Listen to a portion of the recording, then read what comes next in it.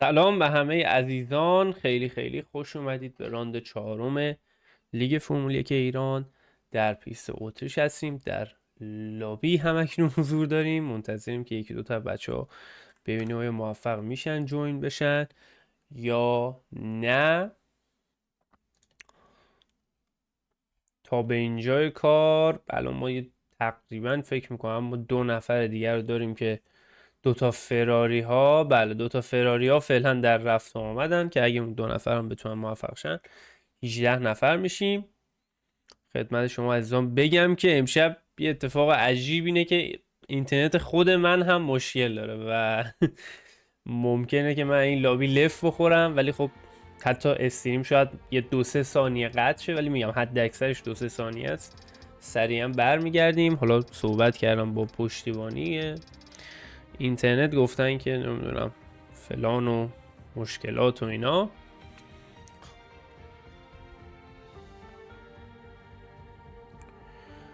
و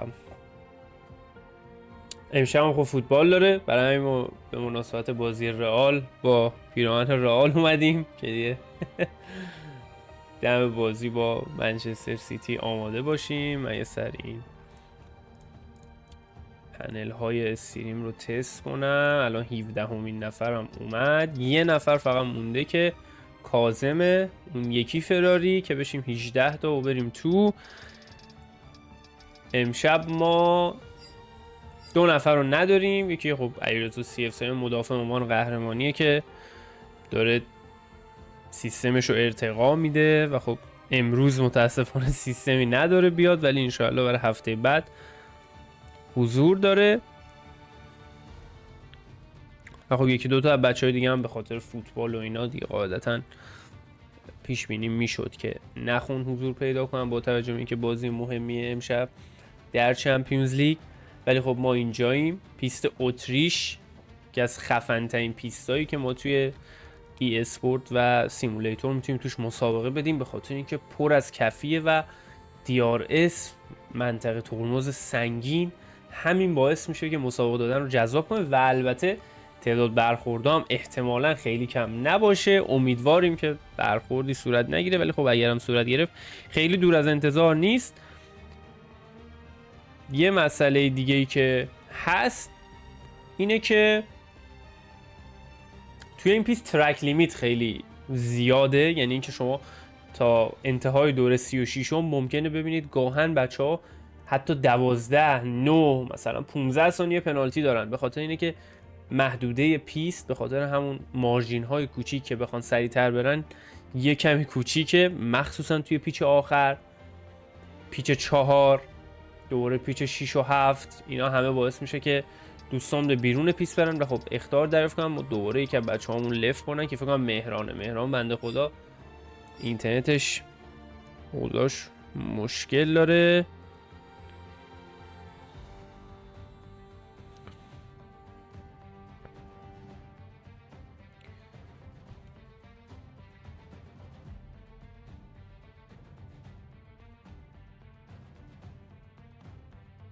من اینجا یه سری چیزها ما اعلام کرده بودیم، آقا یه معمولا بنرهایی داریم در چنل دیسکوردمون، مثلا شما اعلام حضور میکنید برای مسابقه بعدی و خب با توجه به اون اعلام حضوره ما برنامه‌های مسابقه رو میچینیم. همین ویدیوهایی که میبینید ها در ادامه ویدیو لاین اپ رو آماده میکنیم و یا میریم سراغ اینکه ببینیم شورت کوالیفاینگ باشه، فول کوالیفاینگ باشه. خب میدونید تفاوتش زیاده دیگه، یه 30 دقیقه این وسط اضافتر میشه اگه بخوایم فول بریم. و معمولا ما اینطور 16 نفر به پایین رو میریم شورت و بالاتر رو میریم فول. و حالا ما 2 نفر از بچه‌هایی که گفته بودن نمیایم یه دفعه 10 دقیقه پیش به من چیز کردن، گفتن آقا ما میایم امشب و حالا خلاصه یه بحثایی هم من اینجا دارم با امیرحسین میکنم که آیا کوالیفاینگ یا شورت بریم یا فول بریم. فعلا بحث سر اینه که اون 2 نفری که هی لفت میخورن دیگه اگه تا 2-3 دقیقه دیگه نتونن بیان متاسفانه باید ادامه بدیم بدون اونا دیگه. مسائل اینترنت، میگم من خودم اینجا بچه ها رو هوا الان اینترنت هم هست و واقعا مشخص نیست که آیا لفت بخورم نخورم، چقدر بتونم زود برگردم. دیگه چی بگیم والا. عادت کردیم. الان من فکر کنم کاظم نیست و مهران. ارشیا هم که البته کلا اینترنتش مشکل داره دیگه، قطع امید کرده از این سری لیگ.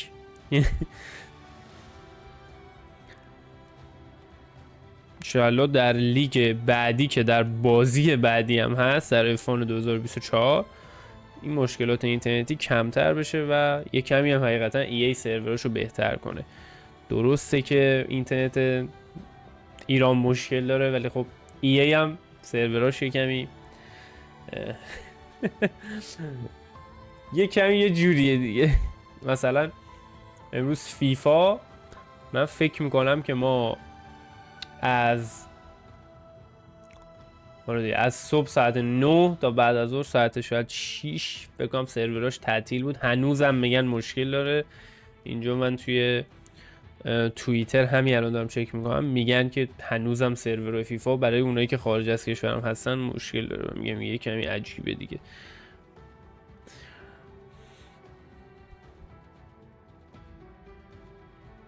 خب همچنان 16 نفریم.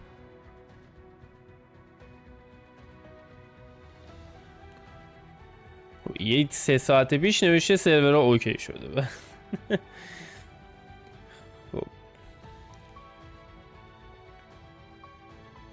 آقا 9:40 دیگه ما میریم تو و دیگه هر کدوم از دوستان موفق شن بیان قدمشون رو چشم، دیگه موفق نشن متاسفانه امروز نمیتونیم در خدمتشون باشیم.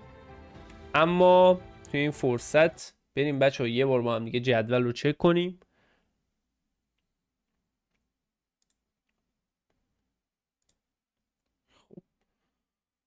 این جدول مسابقه، این جدول لیگه که البته حالا داریم یه سری کارهای گرافیکی هم روش انجام میدیم.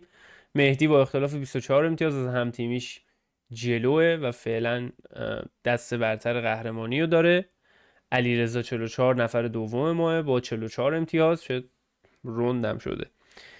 و حسام نفر سوم با 39 امتیاز. ریس اولش خوب بود دیگه، بقیه دوستان هم هستن.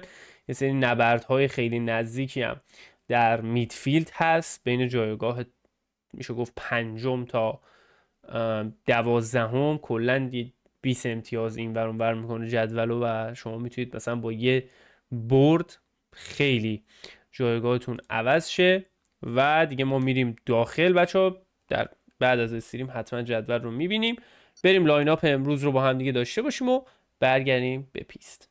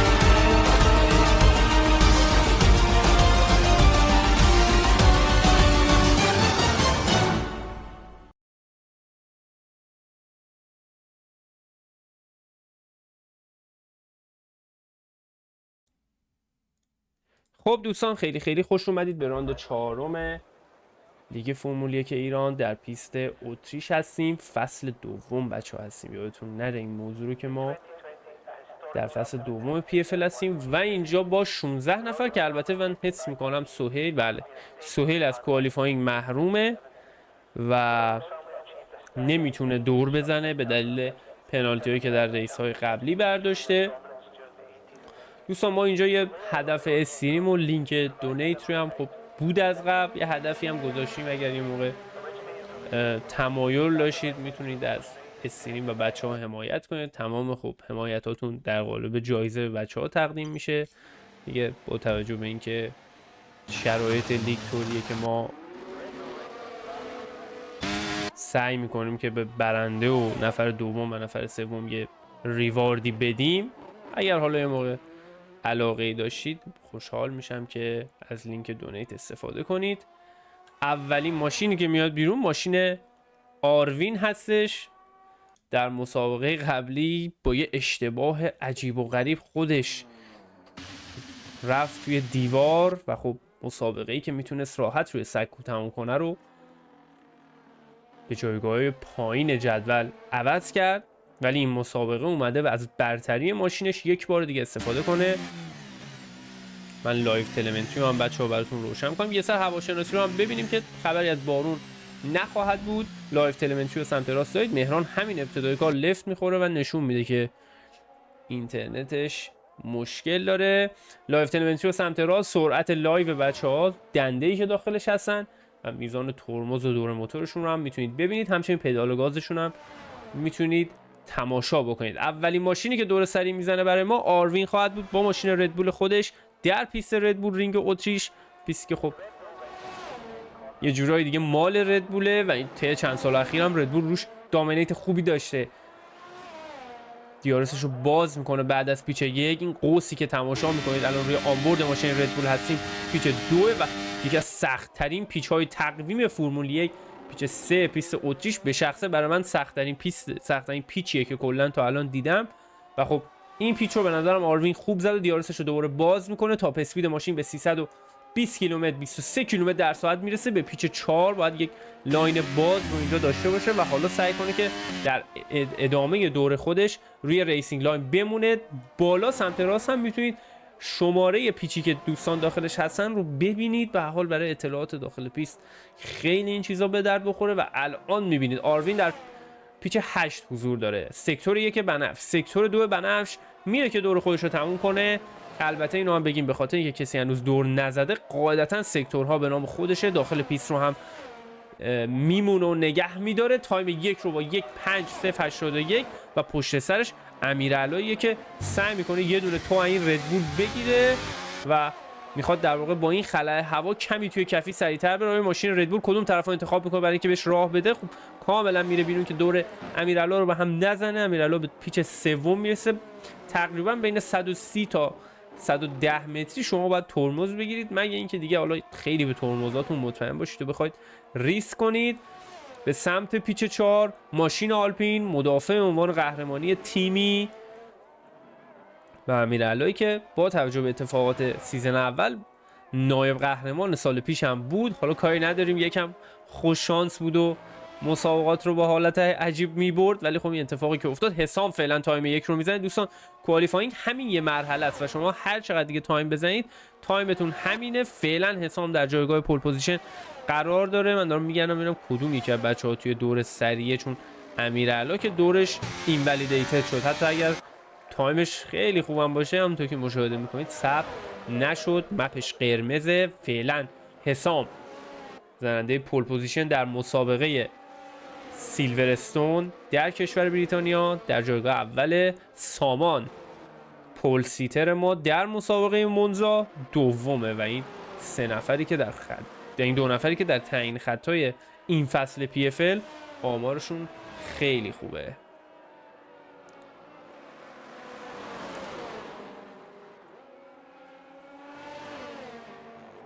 بریم امیر حسین کجاست؟ امیر حسین هم خوب میدونید پول پوزیشن مسابقه لاس وگاس رو به دست آورد و 3 تا پول سیتر ما هستن. مهران جوین میشه، کاظم هم جوین میشه و ما یه دفعه 16 نفر 18 نفر میشیم. یکی از بچه ها هم توی دور سریه که نه همچنان ما نداریم. بهادر اومده بیرون، مسابقه قبلی رو از دست داد ولی خب همونطور که توی چت ها هم حضور داشت خودش گفت که حتما مسابقه بعدی رو هستم. چون بچه ها برای ما گیف های چیز میفرستن که میگم قرار بود که 16 تا باشیم ولی 18 تا شدیم، یعنی از اکسپکتیشن هم امروز بیشتر اومدن دوستان، دمشون گرم. و 3-4 تا از تیکه های مهم رو امروز نداریم. عرفان جان رو نداریم و البته علیرضا سی اف که اگه حضور داشتن لابی کامل پر میشد. و بهادر میره که اولین دور سری خودش شروع کنه. قطعاً یکی از شانس های 3 نفر اول و حتی میتونه پول سیتر امروزمون هم باشه. بهادر با ماشین مکلارنش پیش یک رو از 75 متری ترمز به سمت راست داخل پیست میمونه. این دور رو بچه‌ها بیاد از روی آنبورد بهادر ببینیم با هم دیگه و ریسینگ لاین این پیست رو با هم دیگه داشته باشیم. میبینید سمت چپ باتری و اینکه چقدر باتری شارژ میشه توی ترمزگیری. اپکس پیچ رو از دست میده. البته که این پیچ 3 برای هر راننده اپکسش متفاوته. میبینید طوری که باتری ماشین فرمول 1 مصرف میشه اونجا و توی این کفی تقریبا 15% از باتریشو مصرف کرد. تا به اینجای کار دور تمیزی بوده. ببینیم در سکتور 2 چی کار میکنه. پیچ 6. بعد از این پیچ 6 سکتور 2 تموم شد. سکتور 2 رو بنفش کرده بهادر. یک سکتور خیلی قوی از سوی بهادر و ماشین مکلارن میره. حالا توی پیچ 9 با حواسش باشه داخل پیست بمونه. این کارو خیلی خوب انجام میده. پیچ 10 هم که اصلا دیگه همین کاره که از پیست میره بیرون، ولی جالبه که دورشو بازی اینولیدیتد نمیکنه و میاد تایم دوم با اختلاف تقریبا 2 دهم. جالبه که EA دورشو اینولیدیتد نمیکنه. حالا احتمالاً یه قسمت از ماشینش که ما ندیدیم داخل بود. و اینجا حالا فرزین رو داریم که میاد تایم میزنه. تایم 6م رو با ماشین ردبول. فرزین اولین مسابقهش رو داره توی PFL انجام میده و خب این هفته به ما ملحق شد و انشاءالله بتونیم از هفته‌های دیگه هم از حضورش استفاده کنیم. راننده بسیار کلین و خوبیه. به شخص چند تا مسابقه‌هاش رو هم دیدم با بچه‌ها تمرین میره و این کلین بودنش قوت قلبیه برای بچه‌های شرکت کننده. علیرضا 44 نفر دوم چمپیونشیپ فعلا توی دوره سریه، ولی من فکر میکنم همتیمیش جلوتر باشه. پس فعلا بریم روی همتیمیش و در انتهای دور برمیگردیم، چون که بر سر پول پوزیشن این لپ ها دوستان Q1 Q2 نیست و بر سر مقام اولیه. مهدی میاد اینجا روی خط رد میشه. تایم 3 رو میزنه. 1:4:8 تایم نسبتا خوبیه. محمد فکر کنم ماشین بعدیه که از روی خط رد میشه که نه، بهادر بود که داخل پیتزا رفته. محمد فعلا در حال دور سریه، ولی پشت سر علیرضا 44 هست. ببینیم علیرضا 44 چیکار میکنه توی مقطع مسابقه که باید هر چی دارن توی این 1-2 رو باقی موندهشون بزنن، چون با توجه به اینکه 18 نفر توی لابیان شما باید هر چقدر که میتونید بالاتر باشید. سریع‌ترین سکتور 2 رو میزنه. یه ماشین هاس رو میبینید که کاملا کنار وایساده که رد شه که مهرانه. میاد اینجا علیرضا 44 پیچ 9 پیچ 10 داخل پیست میمونه. از روی خط شروع پایان رد میشه. تایم خیلی خوبی میدن. 1:4:4 با ماشین آفرا تئوری و رده اول رو فعلا در اختیار خودش قرار میده. امیرحسین هم حالا لپش رو تموم کنه. 1:5:0. سرعت کجا رفت امیرحسین؟ لپ ناامید کننده ای بود برای امیرحسین با توجه به چیزایی که من شنیده بودم ازش. مهران حالا توی دور سریه بعد از 2-3 بار لفت خوردن بالاخره جون شد و میبینیدم یه لگایی داره دوستان. مهران جان اونجا ماشین آلفا رومئو رو رد میکنه. سکتور اول رو خوب زده، توی 16 ها بود. سکتور 2 پیچ 4 فعلا. لگش یکم داره اذیت میکنه، ولی خب احتمالاً توی مسابقه اوکی باشه. پیچ 6 پیچ 7 سکتور 2 شون. سکتور 2 سریع‌ترین رو میزنه مهران. سرعت رو از کجا یه دفعه آورد و تایمش اینولیدیتد میشه دوستان. از پیست هم محدوده پیست بیرون میره. خیلی مشکل بزرگی نیست. هنوز وقت داره که بتونه دور خودش رو تکمیل کنه، یه دور دیگه بزنه. محمد هم تایمش اینولیدیتد و ارزشی نداره. حالا امیرعلا رو ببینیم. تایمش 16:2 سکتور یکش تایم خوبیه دوستان. 16:2 برای سکتور اول مسابقه با ماشین آلپین. دیارس باز به سمت پیچ 4 میره. اونجا یه برخورد با ماشین فراری انجام میده و ماشینش نابود میشه. چه اتفاقی براش افتاد؟ با کاظم برخورد کرد. چیکار داشت میکرد اونجا امیرعلا؟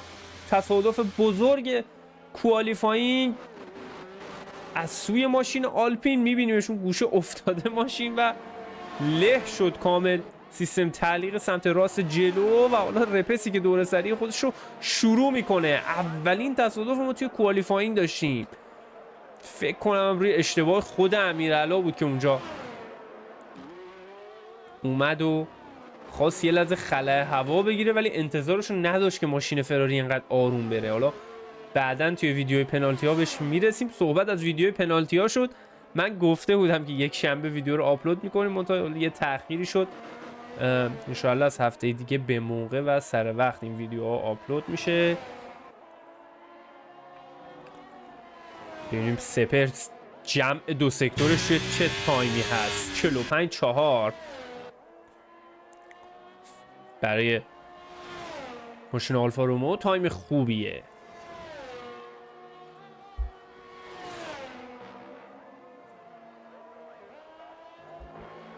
پیچ آخر رو هم میمونه، میاد اینجا روی خط رد میشه. تایم 1:4:9 و 6 خدمتتون گفتم تایم خوبیه. کاظم چه اتفاقی؟ کاظم تازه داره دور سری شروع کنه، ولی کاظم جان چرا باتریت خاموشه؟ من این موضوع رو درک نمی‌کنم که ماشین فراری چرا الان باتریش خاموشه و عملا اصلا دور سری نمیزنه.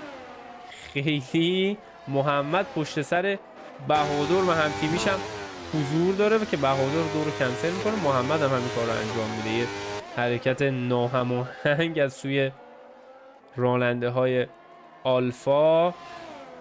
آریان من حس میکنم توی دور سریعه که آریان هم دورش این ولیدیتده. یعنی ابتدای استریم اولین چیزی که من بهتون گفتم آقا انتظارش داشته باشید ترک لیمیت و پنالتی ها زیاد باشه. من همونطور که میبینیدم این اتفاقا داره میفته. حسام چه سوری میخوره یه لحظه و دیگه باید دور رو کنسل کنه. به نظرم فعلا جایگاه پول پوزیشن رو در اختیار داره، ولی با اون سوری که خورد من فکر نمی کنم لپتاپش بتونه ایمپروو کنه. همین کار رو هم انجام میده، برمیگرده داخل پیت لین و احتمالاً با یه لاستیک نو دوباره آماده حضور میشه. پیستم آب و هواش عوض شده به نسبت اون دقایق اول. بهادر یه دور سری دیگر رو شروع کرده. نه بهادر هم توی دور کولدانه، ولی مهدی از خودش تقریبا 1 سریعتره. توی پیچ 9 سعی میکنه داخل بمونه، لیمیت ماشین رو پیدا کنه، سر میده ماشین رو توی پیچ آخر، میاد در خط شروع و پایان رد میشه. تایم 1:4:6 تایمش 1 بهتر میکنه، ولی فقط جایگاه 4م رو میتونه به دست بیاره. یه 2.5 میخواد دوستان برای پول پوزیشن. آروین حالا دوره سریشون کن که همین مثلا دورش این ولیدیتده. امیر حسین ببینیم داره چی کار میکنه. تازه اونم دور شروع کرده. پیست اتریش پیستیه که خیلی سریعه دوستان، هم تو که میبینید سریع ترین لپ تایم رو داره. 1:4 1:5 و خب جزو پیستاییه که خیلی مدت زمانی که راننده ها توی دور سریع هستن کمه و اکثرش هم کفیه. برای همین میبینید پیست خیلی شلوغه.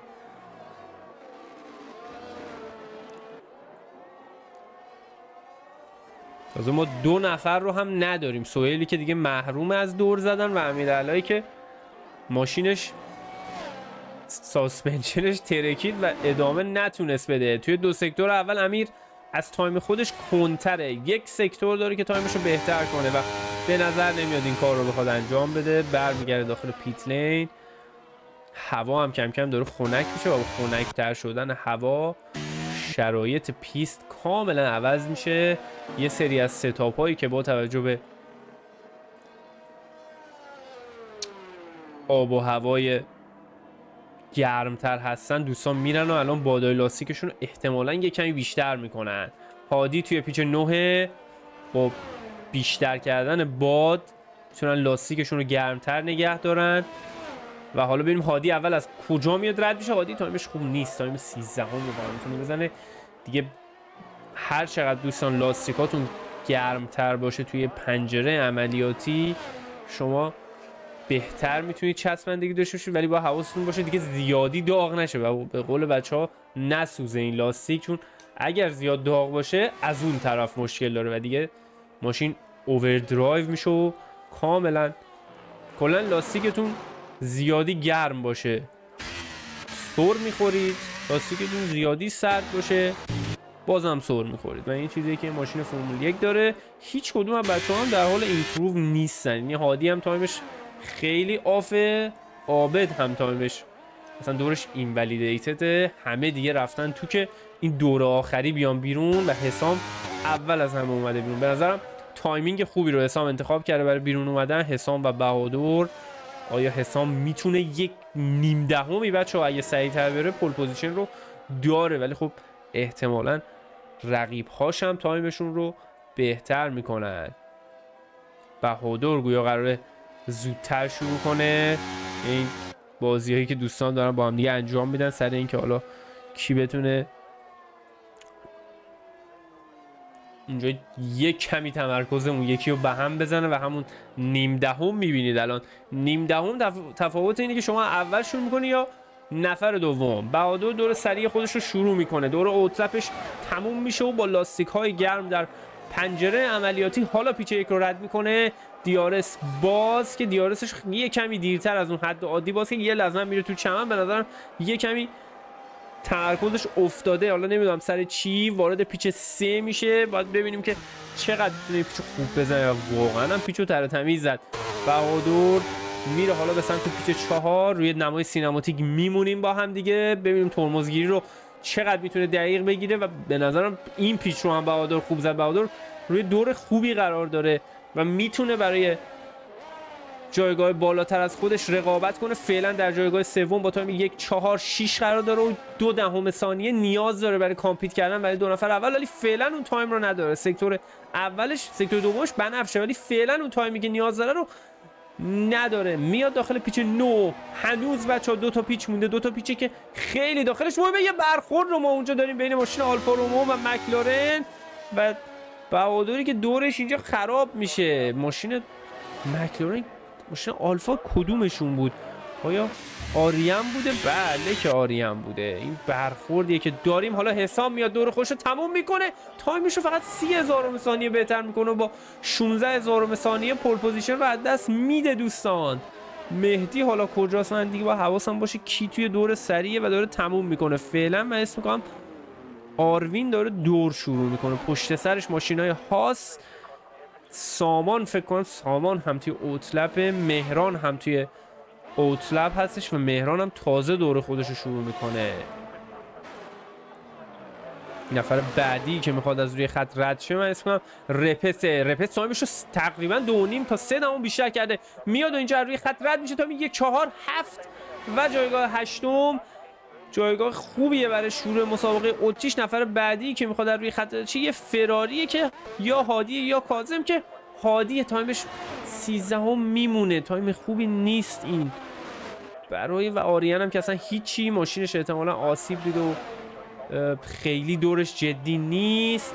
بچه ها هم کم کم دارن روی خط رد میشه. علیرضا تایمش رو ایمپروو نمیتونه بکنه، حالا حسام هم همینطور و فکر کنم همین اوردریه که ما داریم با توجه به این شلوغی. البته که آروین میتونه تایمشون رو بزنه، فعلا تایمشون نداشته توی 2 سکتور اول، ولی 1 سکتور دیگر رو داره بخواد چالش کنه نفرات جلویی. رو روی خط رد میشه، تایمش عالی نیست.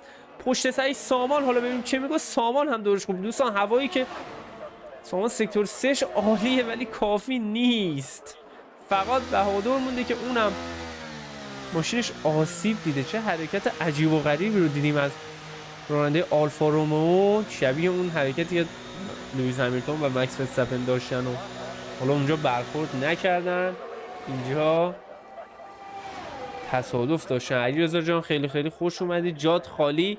تا همین جای کار ما حداقلش 2 تا کشته دادیم توی کوالیفاینگ و تا اینجای کار ریس تمیزی نبوده، ولی به رسم هر هفته و هر مسابقه در این مسابقه پول پوزیشن برای علیرضا 44 با تایم 1:4.435 16,000 ثانیه سریعتر از حسام رفت و موفق شد پول پوزیشن مسابقه اتریش رو از آن خود کنه. اولین پول پوزیشنش هم هست در سیزن 2 مسابقات PFL. دوستان یه مروری هم بکنیم ببینیم فاصله ها چقدر نزدیک. از نفر اول تا نفر هفتم 0.3 ثانیه است و بعد دیگه یکم اختلاف ها زیاد میشه.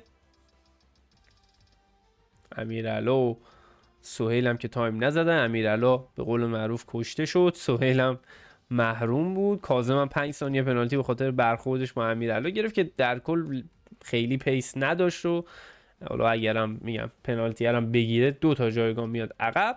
بریم بچه‌ها لاین اپ امروزمون رو ببینیم و برگردیم.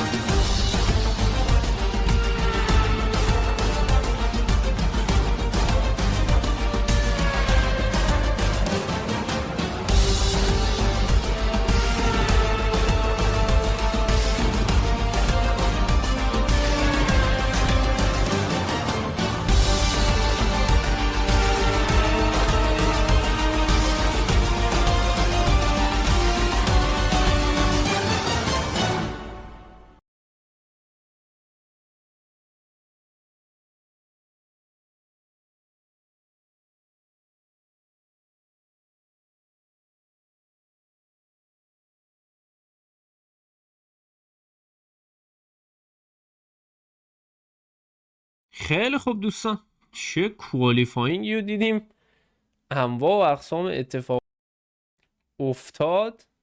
یک نفر کلا ماشینش نابود شد، بهادرم خب آسیب دید. و اگه بتونیم ما اجازه 44 رو داشته باشیم برای مصاحبه، که البته بذارید من ببینم میخواد اصلا صحبت کنه یا نه. 21 آقا خوبه؟ سلام علیک. هوا هم چیز هوا هم آقا چی سلام. بهش میگن؟ سلام، چطوری هستم؟ خوبی؟ برای سلام. چیز پول اومدیم اینجا. خب سلام آقا. آقا تبریک، یه لپ قوی مرسی آقا. 16,000 ثانیه و پول پوزیشن. چطور بود لپت؟ چطور بود شلوغی ها؟ کلا خیلی شلوغ بود انگار کوالیفاینگ. آره به خاطر تعداد زیاد و کوالی شد شلوغ بود، ولی اه، سعی کردم سکتور 2 رو تمیز برم که دیگه بقیه جاها رو تایم که گرفته بودم، راهنورد سکتور 2 رو خراب کردم. بعد دیگه حالا تونستم درست رد کنم، چون واقعا سخته با این ماشینه، معلوم نیست یهو در میره. برای همون دیگه در کل حالا مسابقه هم 10 و 5 دقیقه است که من بیشترم وقت حالا انتهای مسابقه هم صحبت میکنیم با هم دیگه. امیدوارم موفق باشیم. مهدی جان برای شما آرزو موفقیت. خیلی ممنون. ممنون همچنین. خب دوستان، کوالیفاینگ تر و تمیزی نبود خدایی و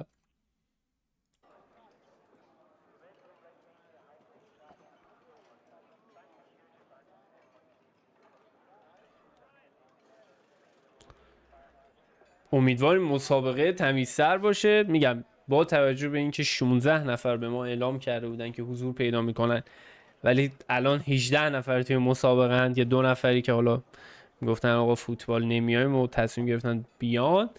یه کمی برنامه ها به هم ریخت و این کوالیفاینگ شورت کار رو خطرناک کرد. دیدیم یکی از بچه‌ها امیرالله کلا ماشینش ترکید، بهادر هم با آریان برخورد داشت توی پیچ آخر. توی چه دوری هم بود بهادر و به نظرم میتونست حالا یک کمی حقیقتا 0.2 ثانیه سخت بود پیدا کردنش توی 2 تا پیچ، ولی خب اینطوریه. آقای علیرضا سیاسم کجا آلپین مظلوم؟ شما خودت اونجا جنایتکار بود هم تیمیت و اشتباه کرد. منتظریم تا 10 و 5 دقیقه دوستان، ما فورمیشن داریم، بریم و دیگه تا اون موقع برگردیم.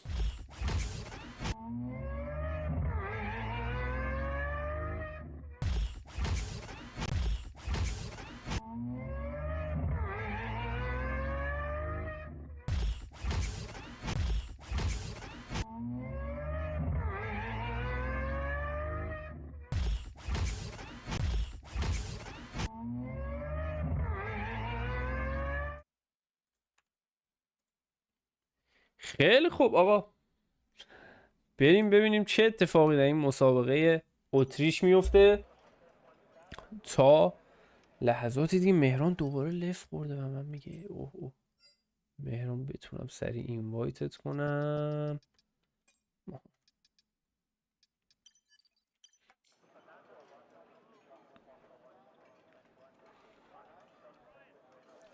خب من اینجا این لینک استریم رو هم برای یکی از دوستان بفرستم. فکر کنم مهران موفق شد جوین بشه. واقعا وقتی من میبینم که بچه ها موفق میشه جوین شه، یعنی اینقدر که من خوشحال میشم، چون بچه ها مدت ها ساعت ها اصلا 10 دقیقه آقا شما وقت گذاشتی تمرین کردی و حیفه که نتونی حضور پیدا کنی، واقعا حیفه. و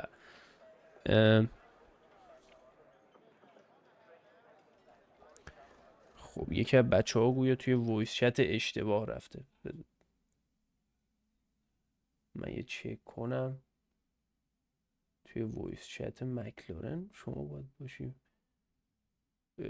جالبه. خب جا آقا ما مسابقه رو داریم دیگه. حالا اول فرمیشن لپه.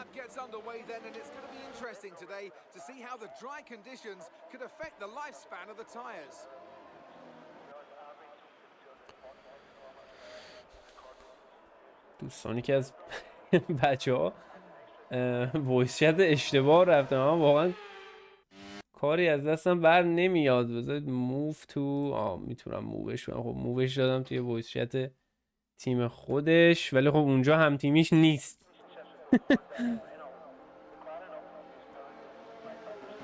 تا لحظاتی دیگه مسابقه اتریش آغاز میشه. خب من دیگه ببینم بچه ها نیازی به کمک نداره کسی از لحاظ جوین شدن. امیدواریم مسابقه خوبی باشه و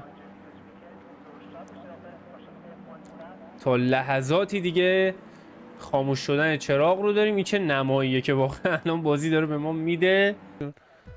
خب مسابقه داره شروع میشه. 2 چراغ، 3 4 5 چراغ قرمز اینجا خاموش میشه و استارت مسابقه اتریش زده میشه. حسام یکم جا مونده و همین ابتدای کار بهادر توی موقعیت هجومی اون عقب مهدی سعی میکنه آروین جایگاهشو دفاع کنه، ولی آروین لاینش خیلی بهتره. همین ابتدا علیرضا چه فاصله انداخته. یه پرچم زردم داریم و آریان تصادف میکنه. توی مسابقه قبلی هم خیلی بد شانس بود آریان و علیرضایی که همین ابتدای کار 8 ثانیه فاصله انداخته. بهادر تونسته بیاد به رتبه دوم و پشت سرشون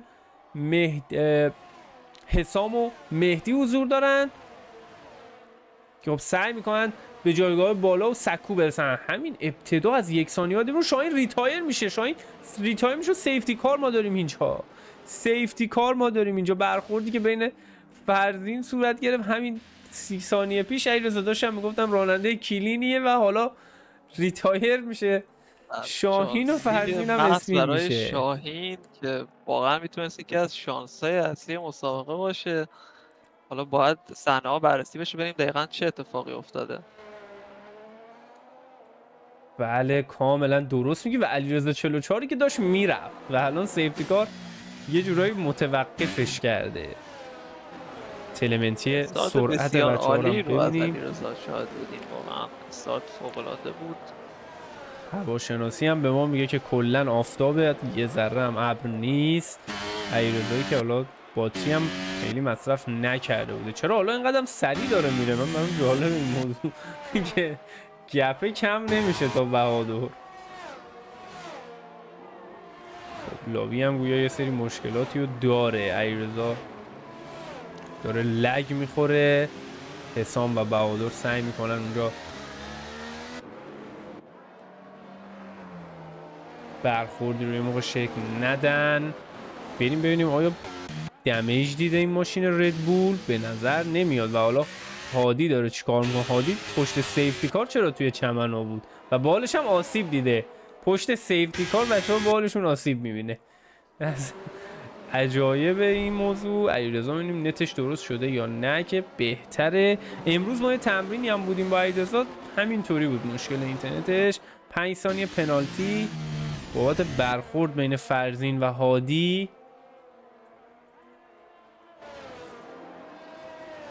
اینجا سهیل هم آسیب دیده انگار، درسته؟ بله سهیل هم امپلید سمت چپ بالا جلوش نیست.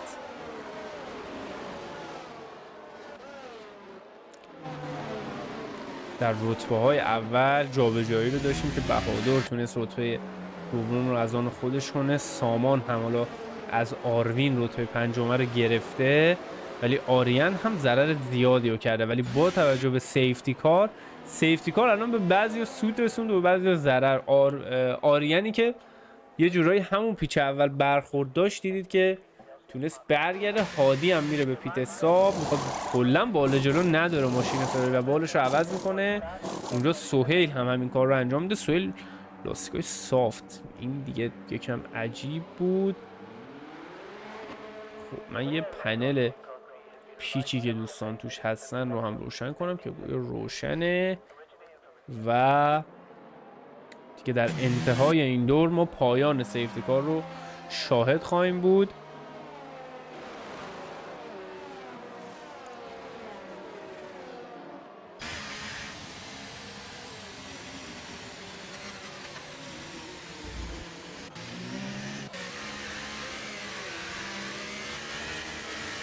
نفراتی که رفتن بالشون رو عوض کردن الان باید با حد اکثر سرعت بیان و از اون پک به قول معروف جا نمونن، چون که پک اگر جا بمونن دیگه سخته با 3-4 ثانیه عقب بودن مسابقه رو شروع کنه که خیلی راحت میرسن. به جز شاهین من واقعا میتونم بگم کسی تا الان ضرر نکرده توی این، شاید جایگاه از دست دادن، ولی شاهین کلا مسابقه براش تموم شده با یه تصادف. عابد هم دوباره لف میخوره. عابد من فکر میکنم در این 3-4 تا مسابقه رکورد لف خوردن رو زده. سیفتی کار یک دور دیگه هم مهمون ما خواهد بود و قرار پیشتازی مسابقه رو به دست بگیره. ماشین AMG GT مرسدس که خب یه چند سالی الان سیفتی کار فرمول 1 هست. اون انتها یکم بچه‌ها دارن خطری رانندگی میکنن. خدمتتون گفتم اتریش پیستیه، به خاطر نوع پیچ هایی که بعد از کفیا هست و اصلا کفی های طولانی که داره احتمال برخورد خیلی زیاده. لاستیک های دوستان رو هم مرور بکنیم با هم دیگه. بجز سهیل و هادی که کاملا مشخصه رویه متفاوتی رو نسبت به بقیه دارن که خب صافتن و پیش بینی هم نمیشد کسی روی صافت بخواد ادامه بده و شروع کنه مسابقه رو، ولی این 2 نفر رفتن. 4 نفر اول هارد، سامان، آروین رپس مدیوم، امیرحسین هارد و بعد دیگه دوستان که هارد و مدیوم ها پخش شدن. سیستم پنالتی هم که یه 5 ثانیه فقط فرزین داره و سیفتی کار این دیسلپ به معنای اینکه در انتهای این دور سیفتی کار به داخل پیت لین میاد و الان از این خطی که مشاهده می‌فرمایید دیگه علیرضا 44 سیفتی کار مسابقه است، میتونه مسابقه رو روی هر سرعتی که میخواد کنترل کنه تا زمانی که از خط پایان رد شن.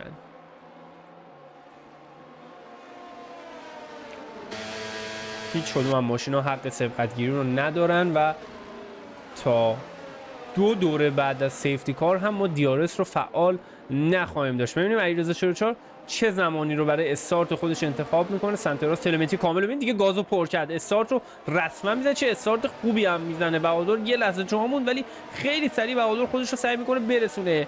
بریم سراغ مهدی و حسام در پیچ 1. مهدی از سمت راست آیا حمله میکنه یا نه؟ تصمیمش اینه که فعلا پشت سر حسام بمونه و ریسک نکنه در همین دوره ابتدایی. اون پشت آریا موفق شده فرزین رو رد کنه. علیرضا 44 در برابر بهادر در دور پنجم پیست اتریش و حالا ببینیم چه اتفاقی میفته. اینجا خیلی با هم دیگه نزدیکن و مهدی موفق میشه رد کنه حسام رو. با یه ترمزگیری دیرتر موفق میشه جایگاه سوم رو به دست بیاره و سامان همچنان در جایگاه پنجم. حالا سامان هم وارد پنجره میشه که بتونه حسام رو رد کنه ولی انقدر نزدیک نیست. یه دونه پرچم زرد دیگه ما داریم. مهران این دفعه اسپین شده.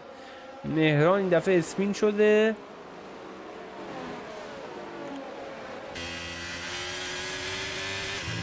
سامان در تعقیب حسام. لاستیکاش الان سامان بهتر از 4 نفر جلویی و باید استفاده کنه از این ادوانتیجی که لاستیکاش دارن و باید توی مود کاملا هجومی و حمله باشه. بهادر هم خودش رو توی پنجره نگه داشته. باتری جفتشون هم پره. حالا نمیدونیم اینجا وارنینگ گرفت یا نه. بهادر میاد اینجا سمت راست که در واقع به قول معروف هوای خنکی رو وارد ماشینش بکنه. خیلی هم توی ترمزگیری نزدیک میشن. ماشین ایدوزه یازه گست میشه و فکر کنم مشکلات اینترنتی داشتیم. رد میکنه، موفق میشه رد کنه. علیرضا 44 رو پیشتازی مسابقه اتریش رو اینجا به دست میاره ولی علیرضا تسلیم نمیشه و برمیگرده اینجا با سرعت کفی فوق العاده. مهدی هم حالا میاد اونجا گست میشه یه لحظه ماشینش و این وسط بین 3 نفر مهدی اونجا اول میشن. مهدی موفق میشه اول باشه. بهادر دوباره جایگاه رو به دست میاره. چه شیر تو شیر به قول معروف. 3 تا ماشین نزدیک. من مهدی دوباره با ترمزگیری دی با هم دیگه وارد پیچ 4 نباید بشید و حسام حالا برمیگرده. علیرضا 44 کجاست؟ علیرضا 44 کاملا از دست داد اون سرعت و پیس خودش رو. چه اتفاقی واقعا افتاد؟ یه اینوایت هم به امیرحسین ما بدیم که گیر نکنه. مشکلات اینترنتی واقعا ما رو دیگه نابود کرد. امیرحسین اصلا آنلاین نیست و این آنلاین شد الان. مهدی در رده اول. مهران هم کلا مسابقه میکشه کنار. مشکلات اینترنت اذیت داشت میکرد. علیرضا هستی یا نه؟ سامان رو ببینید چه حمله‌ای داره میکنه به حسام برای جایگاه سوم. یه شیرجه و موفقه که جایگاه رو به دست بیاره. حسام حالا بیرون پیست و دیگه اینجا رو مجبور جا رو بده سر همین جا دادنه. ببینید اینجا تو هم چه اتفاقی داشت میافتاد واقعا اونجا. چه صحنه‌هایی رو داریم میبینیم در دورهای ابتدایی مسابقات یه برخورد دیگه هم این دوتا با هم میکنن، یه قشنگ خوری دارن با هم سر مسابقه ها. هر روز هم من میشنم این وایس هایی که به هم دیگه میدم، البته در چارچوب رفاقت. علیرضا نظرت چیه؟ چه شروعی داشتیم تا اینجا؟ اتفاقات خیلی عجیب رو شاید بودیم به خاطر گوز شدن بچه‌ها. من فکر می‌کنم علیرضا این وسط از این مورد خیلی ضرر کرد. بعد بچه‌ها هم اصلا از کنار نمی‌کشیدن. نبرد خیلی جذابی رو شاهد بودیم. ولی رپس به هم ضرر همین علیرضا لفت میخوره. من حس می‌کنم علیرضا ماشینش آسیبی داره احتمالاً، چون همینطور در رتبه داره از دست میده. آره حالا رو از اینجا که مشخص نیست. چرا من فکر کنم یه دمیج کوچیکی رو بالا جلوش دیدم. بهادر 3 ثانیه پنالتی توی دور هفتم، خیلی زوده برای پنالتی گرفتن. سامان روی مود کاملا اتک و هجومی قرار داره. اون پشتم محمد داشت رد میشد از رپس. ما بتونیم به رپس یه اینوایت بدیم، البته بعد از اینکه آیا بهادر لید رو به دست میاره یا نه، پیشتازی رو اینجا میگیره یا نه. دیارس باز نزدیک و نزدیکتر میشه، چپ رو نشون میده ولی نه، تصمیم میگیره بمونه پشت سر مهدی توی پیچ 3. پیچ 3 جایی نیست که شما شیرجه بتونید بزنید و بعدش از دست اون اتفاقات در برید. کاظم حالا در جایگاه 6 حضور داره، چه اتفاقاتی داره میفته اینجا به حق چیزهای ندیده. کاظم در جایگاه 6 و امیرحسین باز هم لف میخوره. من دوستانی که لف خوردن رو یه بار کلا اینوایتشون بدیم که امیرحسین بود و یه نفر دیگه هم لف خورد، رپس من حس میکنم بود. رپس رو اینوایت بدیم. هنوز بچه‌ها میتونن برگردن، چیز خیلی زیادی از دست ندادن. حسام حالا فشارهایی رو داره به سامان میاره.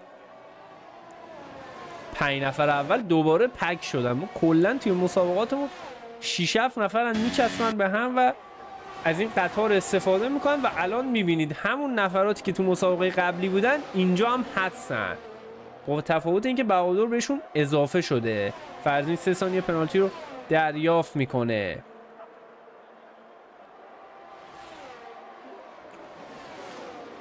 همچنان تفاوتی رو ما نمیبینیم توی رده بندی. اینجا امیرعلا هم تیمید موفق میشه یه نفر رد شد جایگاه بگیره، تا ای آی رد شده و یه چه اتفاقی داره میفته بچه‌ها. یه ترمزگیری رو کاملا چیز میکنم و علیرضا 44 سرعتش کجاست؟ من این موضوع برام خیلی عجیبه، هیچ سرعتی نداره، ستاپش مشکل داره. واقعا چیه موضوع به نظرت؟ من فکر میکنم علیرضا یک مشکلی برای ماشینش پیش اومده، چون علیرضا خیلی داشت خوب میرفت 2-3 دور اول و حتی بعد از سیفتی کار هم استارت خیلی خوبی داشت، ولی دوباره هم یه نفر ازش رد میشه.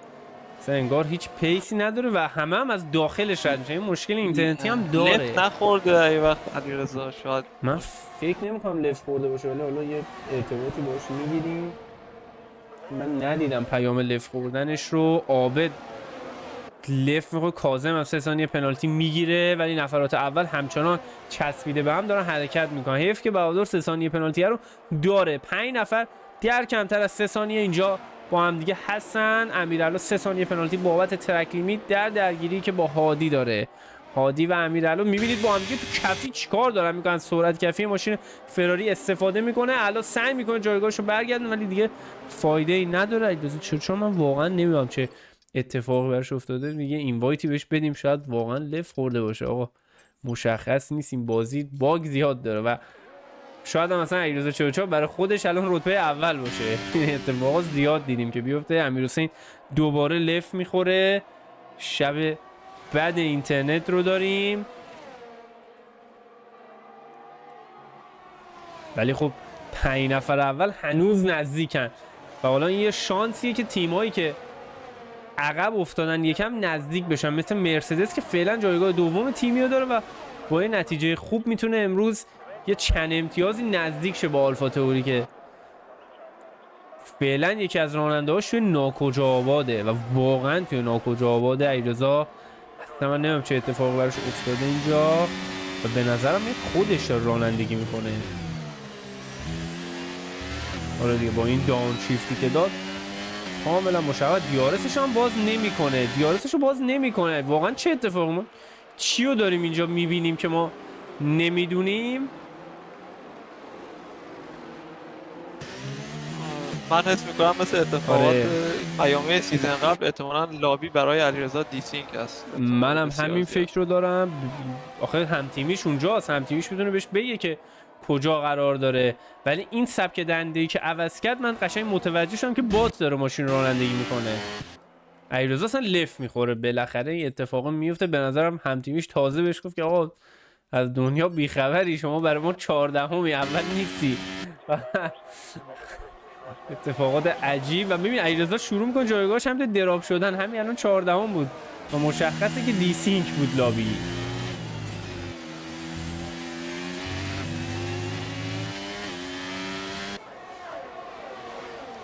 ماشینش هم مدام غیب میشه. بهادر رو ببین چقدر نزدیک به مهدی میره تو حالت دیفنسیو، داخل کاملا بسته. بهادر بیرون سعی میکنه رد شه ولی کافی نیست. یه فرصت دیگه اینجا داره ولی با حواسش باشه سامان ردش نکنه. سامان اینجا باید مواظب باشه کدومشون از پیچ 4 به عنوان پیشتاز میاد بیرون، که کلا بهادر کوتاه اومد. بهادر یه رویه مخصوصی رو داره برای سبقت، همونطور که دیدیم توی مسابقات قبلی. میشینه اون پشت و منتظره که حمله کنه و اون لحظه‌ای که فرصت گیرش بیاد سبقت خودشو میگیره. علیرضا 44 هم برمیگرده. من واقعا نمیدونم الان آیا خودش پشت فرمونه یا نه.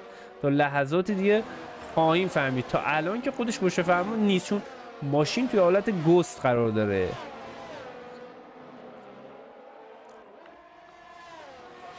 پنج نفر اول همچنان چسبیده به هم توی فاصله خیلی کمی که آروین میره برای سبقت گیری از حسام در پیچ اول. آیا به هم دیگه برخورد میکنن که برخورد کوچیکی صورت گرفت، مجبور شد آروین از پیست بره بیرون، ولی بهادر دوباره توی مود اتک حسام هم همینطور، سامان هم همینطور. بهادر پیشتازی رو به دست میاره. در دور 13ام مسابقه اتریش موفق میشه که پیشتازی مسابقه امروز رو به دست بیاره. و چه فاصله هم انداخت مهدی. فکر کنم دیارس نداره و داره، لحظه آخری بود ولی دیارس رو به مهدی داد. مهدی سعی میکنه با شورت کورنرینگ و دیرتر تونوز گرفتن جایگاهش رو برگرده و اون پایین رو ببین علیرضا داره رتبه به دست میاره. علیرضا برگشته و یه سیفتی کار الان خیلی به نظرم به نفعشه. امیرحسین هم همینطور. امیرحسین سعی میکنه از NPC رپس جوین شه، رد شه. منم به خدا اینقدر اینا این بر اون بر شدن دارم قاطی میکنم علیرضا. حقیقتش مشخص مشکل گوستینگ و اینا خیلی لابی رو بچه‌ها داره اذیت میکنه واقعا. آره ای کاش که من هرچی لابی رو میره میزدم جلوتر ولی به جای رفع شدن باگ ها داریم افزایش باگ ها رو شاید هستیم متاسفانه. حالا علیرضا در جایگاه 12ام و همتیمیش اینجا سعی میکنه دوباره پیشتازی مسابقه رو به دست بیاره و موفق هم هست. این کار چرخ به چرخ با بهادر میرن توی پیچ، سعی کنن که به هم دیگه راه بدن و همین کار رو هم انجام میدن. وسط سامان هم خیلی نزدیک داره به این چند نفر رانندگی میکنه. باطری هم داره رچه خروج خوبی که گرفته. آیا بهادر رد میشه یا نه؟ دیرتر ترمز میگیره داخل پیچ 4 داخل رو داره بهادر بیرون و چه میلیمتری دارن با هم دیگه ریس میدن و به نظر میاد سامان اونجا چیزا داره که برخورد میکنن با هم دیگه. سامان با بهادر برخورد میکنه، اسپین میشه سامان. به طور کلی ما امروز هر کی رو تعریف کردیم و هر صحنه رو تعریف کردیم چش خورده و گفتیم دارن چرخ تو چرخ تمیز مسابقه میدن. یعنی 2 ثانیه نشد که جفتشون خوردن به هم دیگه.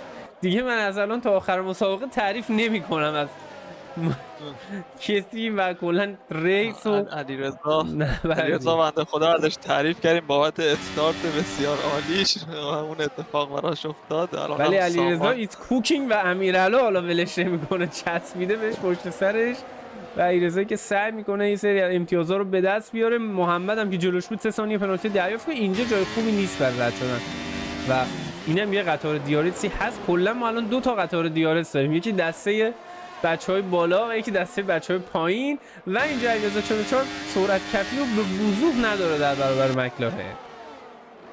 امیرعلی اونجا یه لحظه به نظر میومد قصد یک شیرجه تمیز رو داره ولی این اتفاق نیفته. حالا با یه خروج بهتر به نظر علیرضا باید رد شه. حتی اگر اون باتری رو کامل هم خرج کنه باید سعی کنه رد شه از سمت چپ. کاملا محمد داخل رو میبنده و با این دفاعی که میکنه سخت میکنه کارو، ولی علیرضا میتونه با یه خروجی بهتر رد شه. همین کارو هم میکنه، یه سویچ بک قدیمی رو انجام میده و حالا جایگاه نهم رو بعد از اون اتفاقات بدشانسی ابتدای مسابقه به دست میاره. به نظر تا چندم میتونه بیاد بالا علیرضا؟ علیرضا به راحتی تواناییشو داره حداقل تا تاپ 5 بیاد. اینو نباید فراموش کنیم که علیرضا با هارد شروع کرده و توی استینت بعدی میتونه خیلی خیلی از اینی که هست سریعتر هم باشه. اگر سیفتی کاری رو شاهد نباشیم میتونه حتی برای پودیوم هم بیاد بجنگه. بله خیلی با ممنون. توجه به پیسی که از علیرضا 4 سراغ نفر داریم اول این دور از تصور نیست. 100% و اگه سیفتی کار بیادم احتمال بردش هم میره بالا. حالا مهم نیست کجا باشه، با توجه به شناختی که من ازش دارم شرایطش رو داره مسابقه رو ببره. بهادر 3 ثانیه پنالتی داره و حالا برخوردش هم در انتهای مسابقه در واقع فردا در اتاق داوران بررسی میشه. پشت سهیل هم یه جایگاه به دست میاره. علیرضا چقدر داره نزدیک میشه، الان رسیده به آریان و چه اختلاف پیسی داره با ماشین آلفا تئوری، با کنترین ماشین. ببینید چه پیسی رو داره با خودش حمل میکنه. امروز که داشتن با بچه ها تمرین میکردن اومد 2 دور زد و رفت و انقدر به خودش مطمئن بود دیگه شغلش حتما بود آقا راحت میتونیم مسابقه رو بگیریم. و تا به اینجای کار هم اگر مشکلات اینترنت نبود به نظرم میتونست تا حداقلش برای برد رقابت کنه. بهادر و مهدی برای بار چندم خیلی به هم دیگه نزدیکن. جفتشون هم چقدر باتری نگه داشتن، این روش های باتری نگه داشتنی و قطار دیارس. عابد همونجا بچه ها همه یه رده میان بالا با توجه به اینکه کاظم میره به پیت استاپ. بهادر یه سبقت تمیز رو میخواد انجام بده و موفق هم است با یه ترمزگیری دیرتر همین اجازه میده حالا به حسام نزدیک شه. نبردی که 4 نفر اول برای رتبه اولی و پیشتازی مسابقه دارن. مهدی دوباره جایگاهش رو به دست میاره در فاصله پیچ 3 و 4 و اونجا آروین هم هستش علیرضا. یعنی آروین رو نباید فراموش کنیم به خاطر اینکه آروین بهترین ماشین رو اونجا داره و هر چقدر که این بره جلوتر شرایطش بهتر میشه. بله هم این هم پنالتی که بهادر داره توی ریس و همینطور پنالتی احتمالی که میتونه داشته باشه. آروین هم یکی از راحتی میتونه پودیوم باشه و حالا ببینیم برای پیشتازی مسابقه هم میتونه رقابت بکنه یا نه. حسام 90% باتری داره، باتری ها رو برای کجا نگه داشته من نمیدونم. آروین هم باتریش زیاده. بچه ها کلا امروز تصمیم گرفتن استفاده نکنه. علیرضا 44 به نظر میاد یه قربانی رو انتخاب کرده که آریان باشه و اینجا به نظر میاد بتونه رد شه توی کفی بعدی. البته با حواسش باشه چون پشت سرش عابده و توی ترمزگیری سنگین میدونیم عابد یکم مشکل داره و بعضی موقع ترمز ماشینش کامل کار نمیکنه، رد میشه از سمت چپ یا نه آریان کاملا دیفنسیو داره سعی میکنه رفتار کنه و بیرون یه برخورد با هم میکنه اسپین میشه. سبقت ریسکی بود. 3 ثانیه پنالتی باهات ترک لیمیت هم با آریان میده. به نظر من تو این صحنه علیرضا بیشتر میتونست مراعات کنه و بیرون رد نشه، ولی آیا با یه ترمزگیری دیر؟ نه این دور هم کافی نبود برای سبقت. باید هر چه زودتر رد باتریش رو هم تمام کردیم. آریان چقدر باتری داره؟ آریان باتریش 50% و قشنگ میتونه 1-2 دور دیگه نگه داره پشت سر خودش علیرضا رو. علیرضا یکم به خاطر اون عقب افتادن بدشانسی که داشت یه خورده اگریسیو داره رانندگی میکنه و همینا باعث میشه که کجا رفت سامان؟ سامان یه لحظه پیس رو اشتباه گرفت با لاستیکای نو هم اومده بیرون. لاستیکاش فکرم نوه بله لاستیکای نو سرد. خدمت بچه ها گفتم شما لاستیکاتون زیادی سرد باشه یا زیادی داغ باشه سر میخورید و با حواستون باشه که لاستیکا رو توی حالت بالانسی نگه دارید. بهادر کی 4م شد؟ ما یه لحظه نبودیم بهادر 2 رده از دست داده و کلا دیارس هم افتاده بیرون. به نظرم یه اشتباهی رو بهادر داشته، یه پنالتی رو هم دریافت کرد فکر کنم. ببینیم با هم دیگه. بله 6 ثانیه بهادر 6 ثانیه الان پنالتی داره. مسابقهش توی کوالیفاینگ که به حال برخورد کرده که از دوستان توی چت پرسیدن ماشینا برابر سرعتشون. خیر ماشینا برابر نیست و بر اساس قدرت واقعیشون هست که خب ما سعی کردیم به دوستانی که یکم کنترن ماشینای سریعتر بدیم و به دوستانی که یکم سریعتر رانندگی میکنن ماشینای کنتر رو بدیم که یه جورای لابی رو بالانس کنیم و میبینید تا به اینجای کارم به نظرم خیلی خوب جواب داده. ما 3 نفر رو داریم که 20 دوره دارن توی فاصله 1 ثانیه‌ای همدیگه رانندگی میکنن و این وسط هم علیرضا تونست رد بشه دیگه. اینقدر اتفاقات ریس زیاده واقعا جا میمونم گاهی اوقات. بریم سراغ سهیلی که توی دور 20م سعی میکنه از هادی رد شه و بعد از اون هم میتونه بره به سراغ کاظم. یکم کاظم حقیقتا دور از دسترسه ولی خب هیچ چیزی ناممکن نیست صفحمون یک.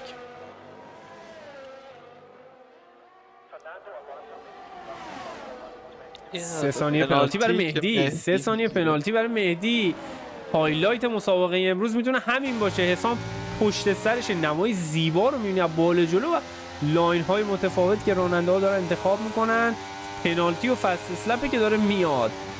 یعنی اگه بچه ها برگردن به اول استریم و اول ویدیو گوش کنن من دقیقا چون که همه هم با هم دیگه میان تو پیت لین اصلا دیگه ریسکی نمی کنن که امیدواریم نخورن به هم دیگه که به به برخورد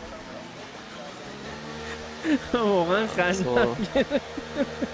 یه اشتباه بسیار بسیار عجیبی رو از حسام شاهد بودیم که بچه رو مدیوم ها رو با خیلی مدیوم عجیب. عوض کرد. من فکر کنم حسام خیلی هول شد تو این صحنه. حسام چرا لاستیک مدیومش رو با مدیوم عوض کرد؟ این طبق قانون البته با هارد آقا با هارد بود. این باگ داره با هارد بود آقا درسته. این بازی باگ از سر و روش میباره واقعا.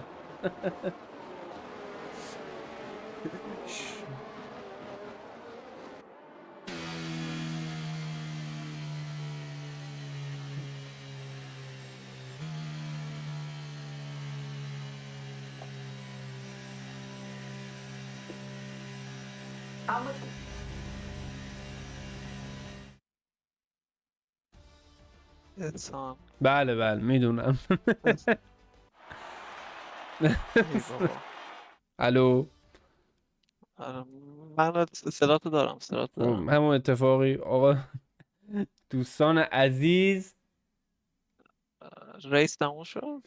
نه من لف خوردم بهت گفتم ممکنه آره لف آره بخورم ولی تا این 4-5 ثانیه. اینت- اصلا اینترنت امروز از اون روزاست که اذیت خواهد کرد. امیرحسین کجاست؟ بریم بهش بگیم اینوایتمون بده. امیرحسین توی چت تیمیشون نیست و حضور نداره. خیلی عجیبه. بذار من برم ببینم به علا میتونم بگم به احسان اینوایت بده. بذارید ببینیم شاید حالا که بچه ها اینوایت فرستاده باشه. این کلن یعنی روزایی که میبینیم اینترنت خرابه کلن نباید تستش کنیم برای مسابقه. یعنی همیشه این مشکلات هست که از اون صبحش میگم دیگه مشخصه که اینترنت خراب. الان استریم هنوز بسته است اما نه استریم بازه. دوستان هستن آره. صدامون رو هم دارن میشنون آره. و دوستان من عذرخواهی میگه اینترنت منم به هم یعنی منی که فیبر نوری هم دیگه به اصطلاح میگن قوی ترین اینترنت ایرانه بازم مشکل داره. ببینم امیر کجاست آقا. امیر یه اینوایت به ما بده. اینوایت چه واقعا اتفاقاتی افتاده. هالند هم یه ضربه سر زده. رئال یکی جلوه آقا. مژدرم بهت میدم که آره با بازی رو از یه نمایشگر دیگه داریم ای میبینیم بابا. همزمان. ببینیم امشب انشالله پیام‌آور شادی باشن خب بریم ببینیم بچه‌ها. بچه ها میتونن. یه لحظه من الان برمیگردم. آقا سلام علیکم. سلام. آقا دستتون خالی شد یه اینوایت به من بدید. اگه پیتی رفتید یه موقع این کار رو انجام بدید ممنون. آقا ما بچه ها رو هم نمیتونیم پیدا کنیم. کلا امیرحسین که اصلا نیست. فکر کنم نتش کامل ترکیده دیگه و عجیب غریبه. کلا تقریبا یکی دو هفته هست مشکلات اینوایت اومد گوستینگ به نظر خیلی میاد.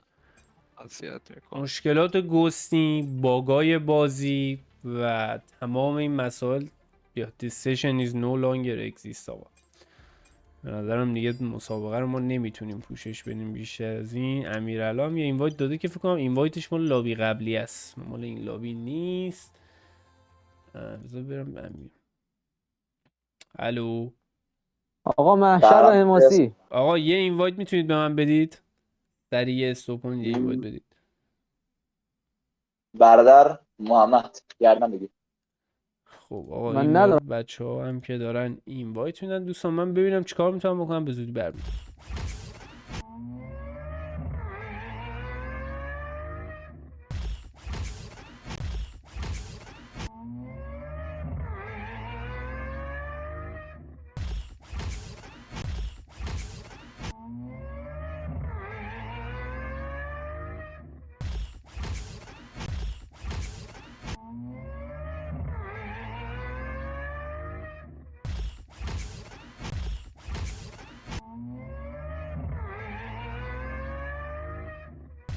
خب آقا موفق میشیم که برگردیم به لابی و دیگه اتفاقات اینترنتی میفته. من چت ها رو هم بخونم که یکی از دوستان میگه که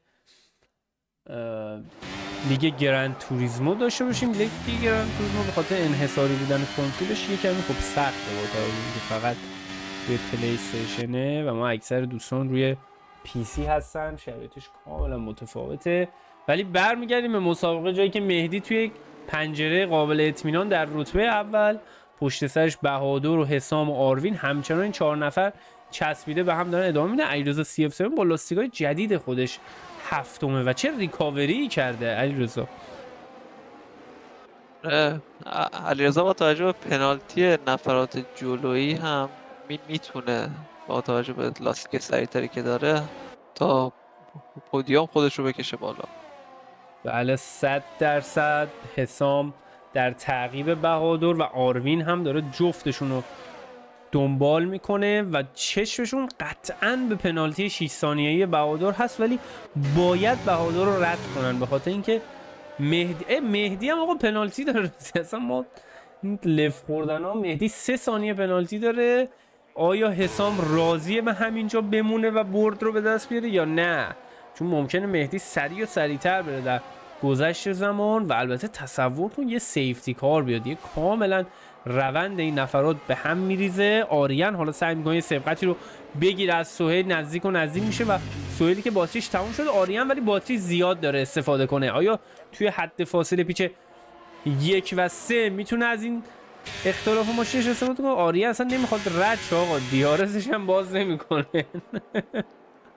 این کارهایی که بچه ها میکنن گاهی اوقات، سعی میکنه با دیارس رقیب به بقیه نزدیک شه و باز هم دیارسش رو باز نمیکنه. تصمیم گرفته پشت سر سهیل ادامه بده ولی قاعدتا اینجا هم نمیره برای سبقت. مشخصه دیگه وقتی از باتری و دیارس استفاده نمیکنه مشخصه که نمیخوای رد چی. حسام هم اون حرکت توی پیتش باید بررسی بشه ببینیم آیا پنالتی در پی خواهد داشت براش یا نه.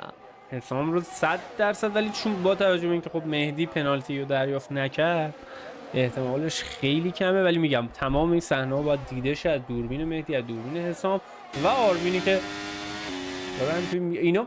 این 2-3 نفر من فکر کنم چشم و دلشون به پنالتی نفرات جلوییه و خیلی ریسکی نمیخوان رانندگی نباید کنن. فراموش کنید که هرچی حسام بیشتر پشت بهادر بونه فاصلش با مهدی بیشتر و بیشتر میشه که مهدی داره سعی میکنه اون پنالتی 3 ثانیه‌ای خودش رو پوشش بده. 100% درسته و حالا کاظم چه ریس طوفانی رو داره میده. شیشم بودن برای کاظم واقعا مقام بالایی حساب میشه با توجه به اینکه هیچ وقتی نداره که تمرین کنه، یعنی کلا یا سر کاره یا داره دیگه به قول معروف استراحت میکنه و شیشم بودن رتبه خوبی، اصلا داخل امتیاز بودن رتبه خوبیه. البته که علیرضا اینجا بیرون چه سبقتی رو میگیره، علیرضا 44 از بیرون پیچ 6 یه سبقت رویایی رو از کاظم میگیره و چه سبقتی بود علیرضا، در حد هایلایت مسابقه بود این سبقت از بیرون و چه پیسی میاد برای تاپ 5، میاد برای رد کردن سامان. چه سبقتی بود واقعا. این یه مستر کلاس بود از علیرضا، چیزی که همیشه ازش میبینیم و سراغ داریم. آره یکی از اون راننده‌هایی که من میدونم خیلی دوست داره بیرون رد شه. حالا سعی میکنه این بار هم به سامان نزدیک شه ولی اینجا جایی نیست برای رد شدن. من توی سیمولیتورهای دیگه هم با علیرضا مسابقه میدم کلا علاقه داره از بیرون پیچ رد شه. این بار ببینیم از کجا رد شه. سامان داخل بنده یا بیرون رو که همون داخل لاین میمونه. علیرضا این ترمزگیری که چه سامان ترمزگیری دیری رو انجام میده و نگه میداره خودش رو. و اینم بهت میگم حسام از محدوده پنالتی مهدی افتاد بیرون و الان مهدی برنده مسابقه است رسما، حتی با اون 3 ثانیه پنالتی.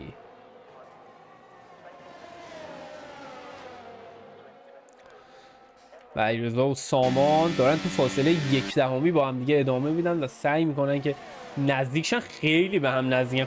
واقعا توی 1/10 ثانیه نباید ماشین رو دنبال کنی، احتمال برخورد هر لحظه وجود داره که با کوچکترین صحنه اشتباه و بچه‌ها چرا دیارسشون رو باز نمی‌کنن آقا.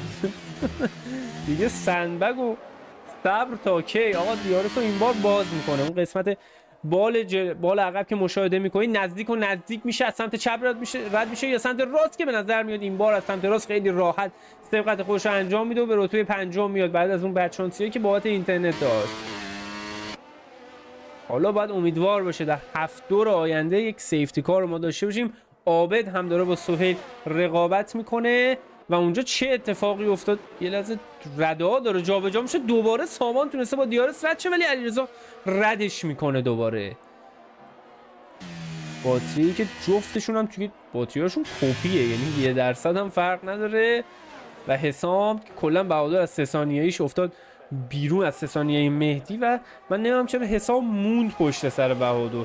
اگر باتریشو داری، اگر پیسشو داری، باید رد چی. من اینجا چت رو هم دارم میخونم. یکی از دوستان بسیار عالی، به کار خوب و زیباتون برای هواداران افان، زنده باشی. خیلی خوشحالیم که میزبان شما هستیم. و حالا اینجا بهادر از سمت راست خودش میبینه که حسام رد شده و حسام کلا ترمزگیری رو از دست میده. حالا آسیب پذیره بر برابر آروین ردبول که از سمت چپش رد میشه و رتبه رو به دست میاره. یه اشتباه کوچیک ببینید چطوری برای شما تموم میشه. اونجا برخوردم با هم میگم، من فکر میکنم این دیسینک اینترنت بود این صحنه. وقتی به هم میخورن و هیچ اتفاقی نمیفته بدونید که دیسینک اینترنت بوده و همه سالمن آقا. همون یه اشتباهی که حسام کرد باعث شد که 2 تا رتبه رو از دست بده. مهدی هم که به خاطر فایت بین بچه‌ها فاصله شو داره بیشتر و بیشتر میکنه. بله 100% و میاد پیتستاپ آروین میاد پیتستاپ. چه اتفاق براش افتاد؟ آیا دمیج دیده سر اون صحنه یا نه؟ آروین چرا باید 5 دور مونده به پایان مسابقه؟ من حس میکنم که استراتژیش مدیوم بوده و اشتباه لاستیک عوض کرده بوده تو پیت استاپ قبلیش. آروین استارتش با مدیوم بوده و اینجا هم مدیوم که گذاشته بوده اشتباه استراتژی داشته. و طبق قانون شما باید از 2 مدل لاستیک استفاده کنید. اشتباهی که واقعا دیگه بچگانه است. آروین برمیگرده رتبه 8 رو و به نظرم این 2-3 نفر جلویشو حقیقتا قورت میده توی 2-3 دور آینده با اون لاستیکای سافت نو. میاد اونجا از سمت راست، اونجا عابد رو ببین آقا، مواظب باش با عابد، شوخی نکن خیلی اونجا. و میبینید چه خروجی رو داره این ماشین ردبول و این لاستیکای نو. خیلی راحت همین ابتدای کار 2 رده رو پس میگیره و برمیگرده در رتبه 7. هنوز راه زیادی رو داره برای رتبه‌های بهتر. و حسام جان هر چی داری باید رو کنی اگر میخوای مسابقه رو ببری و یا نه مهدی راحت میبره. فعلا یه 1/14 ثانیه‌ای باید سریعتر بره توی 5 دور آینده.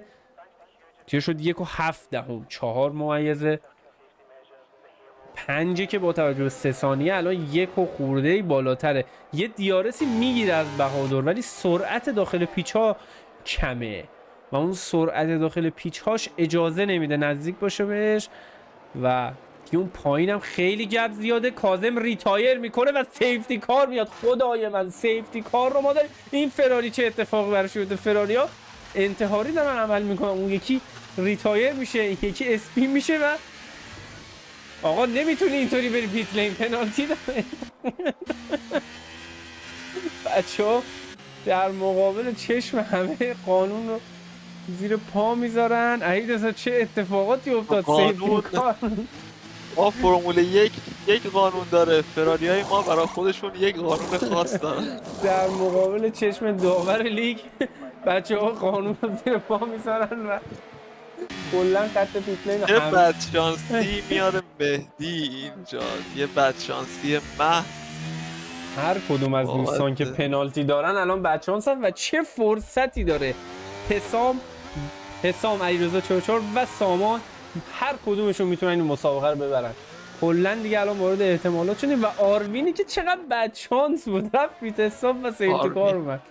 باور کردنی نیست. بهترین خبر میتونست برای علیرضا باشه که به راحتی میتونه شانس وین این و مسابقه درایو باشه. ترو پنالتی برای رپس. من حس می‌کنم رپس برگشته به درایو ترو پنالتی. رپس شما یکم آروم برید سیفتی کار. الان فرصت خوبیه یه نگاهی به پنالتی ها بندازیم و ببینیم چه اتفاقی میفته. اوه اینجا رو نگاه کن. بهادر 6 ثانیه، آریان 6 ثانیه، مهدی 3 ثانیه، میاد پایینتر عابد 9 ثانیه، سپر درایو ترو و اونجا فرزین 12 ثانیه. یعنی انواع و اقسام اتفاقات ما این مسابقه داشتیم. همه لاستیک نو. آریان لاستیکش رو عوض نکرده. با اون حجم از پنالتی با این لاستیکا به قول معروف سیتین داک میشه الان و گیر میکنه کاملا. سامان هم عوض نکرده. چرا سامان؟ چرا پر رپس اصلا دیسکوالیفای میشه؟ چه اتفاقی اینجا داره میفته؟ مسابقه اتریش و ما باید به موناکو هم بریم توی تور تقویم که من دارم از الان اونجا دعا میکنم که حداقل توی موناکو علیرضا مشکل اینترنتی نداشته باشیم. مشکل اینترنتی نشان نداشته باشیم چون ما توی اتریش مشکل اینترنتی دیدیم. اگه موناکو هم چه اتفاقی بیفته فکر میکنم شاید زیر 5 نفر بتونن تمام بکنن. واقعا هم داری درست میگی. آقا لیست بسیار سخت. چرا سامان پیت حساب نرفت؟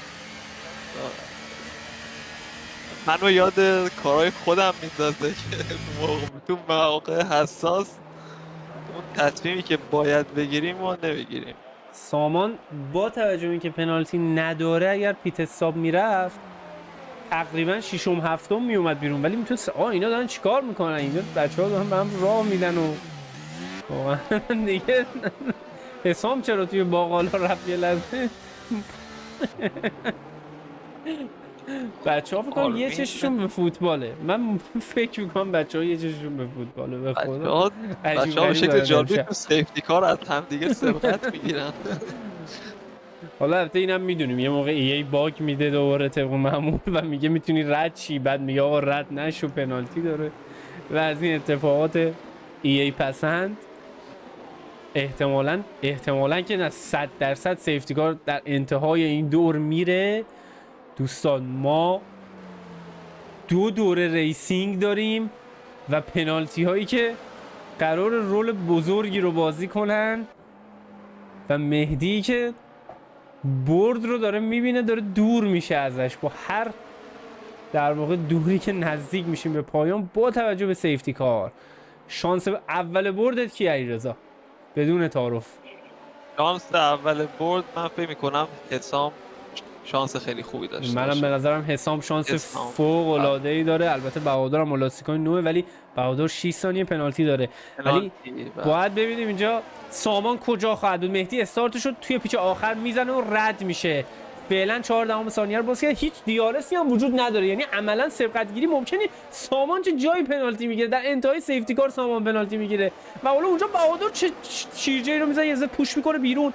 راننده جلویی خودشو که سامان باشه، آریان هم توی اون بازی هست ولی باید نگاه ها به این نفر باشه، به حسام. آیا میتونه توی بازی 3 ثانیه این نفر رو جلوی باشه یا نه؟ باید حواسش باشه برخورد نکنه. یه سبقت ریسکی روی آریان، پشت سرشون علیرضا 44 هم هست. چقدر شلوغ اونجا، 7-8 تا ماشین دارن توی فاصله 5-6 متری همدیگه رانندگی میکنن. باید ببینیم کی جلوتر از همه در میاد. مهدی که 2 ثانیه جا انداخته. همین ابتدای کار چه خبر؟ یه برخورد کوچیک هم داریم و اونجا ببین کی رد شده از حسام، با هم دیگه برخوردم میکنن. چه خبره واقعا؟ کی رد شده از حسام؟ علیرضا 44 یه برخورد دیگه هم انجام میدن. من فکر میکنم برخوردها مشکل اینترنته. هیچ مشکلی رو من نمیبینم.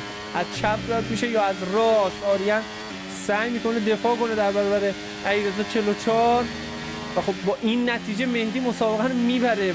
چه دفاعی هم داره آریان براش میکنه و فست اسلپ مسابقه رو میزنه. فراموش نکنید مهدی لاستیکای نو داره، رد میشه یا نه؟ بله این اتفاق میفته، ولی مهدی خودش رو از بازه 3 ثانیه‌ای بیرون انداخته و یه جورایی فرصتیه که انگار از دست رفته برای علیرضا 44 و اونقدری که باید و شاید سریع نیست. حسام حالا میاد رد میشه، یه برخورد کوچیک باریان رو انجام میده، یه دبل اوورتیک رو انجام میده، یه ترک لیمیت هم برای یه سویچ بک فوق العاده زیبا از علیرضا 44.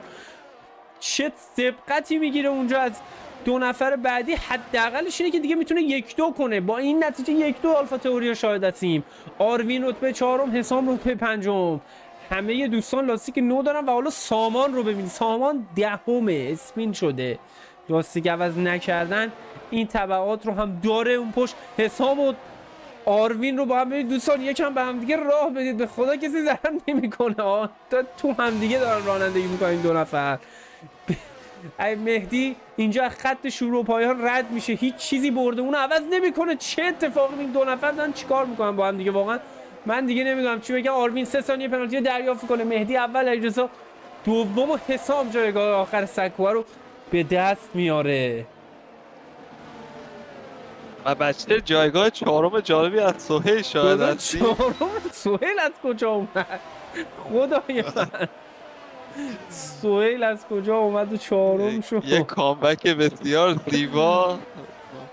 سهیل از کجا اومد و 4م شد و چه دور آخری رو دیدیم. من دیگه اصلا نمیتونستم. احسان جان یکی از زیباترین صحنه های بازی، من میتونم اون سویچ بک علیرضا رو بذارم در دور آخر که واقعا یکی از بهترین سبقت هایی بود که من تو این چند مدت اخیر دیدم. من واقعا عالی واقعا بود. میتونم بگم یکی از بهترین سبقت هایی که من تا الان توی F1 23 دیدم.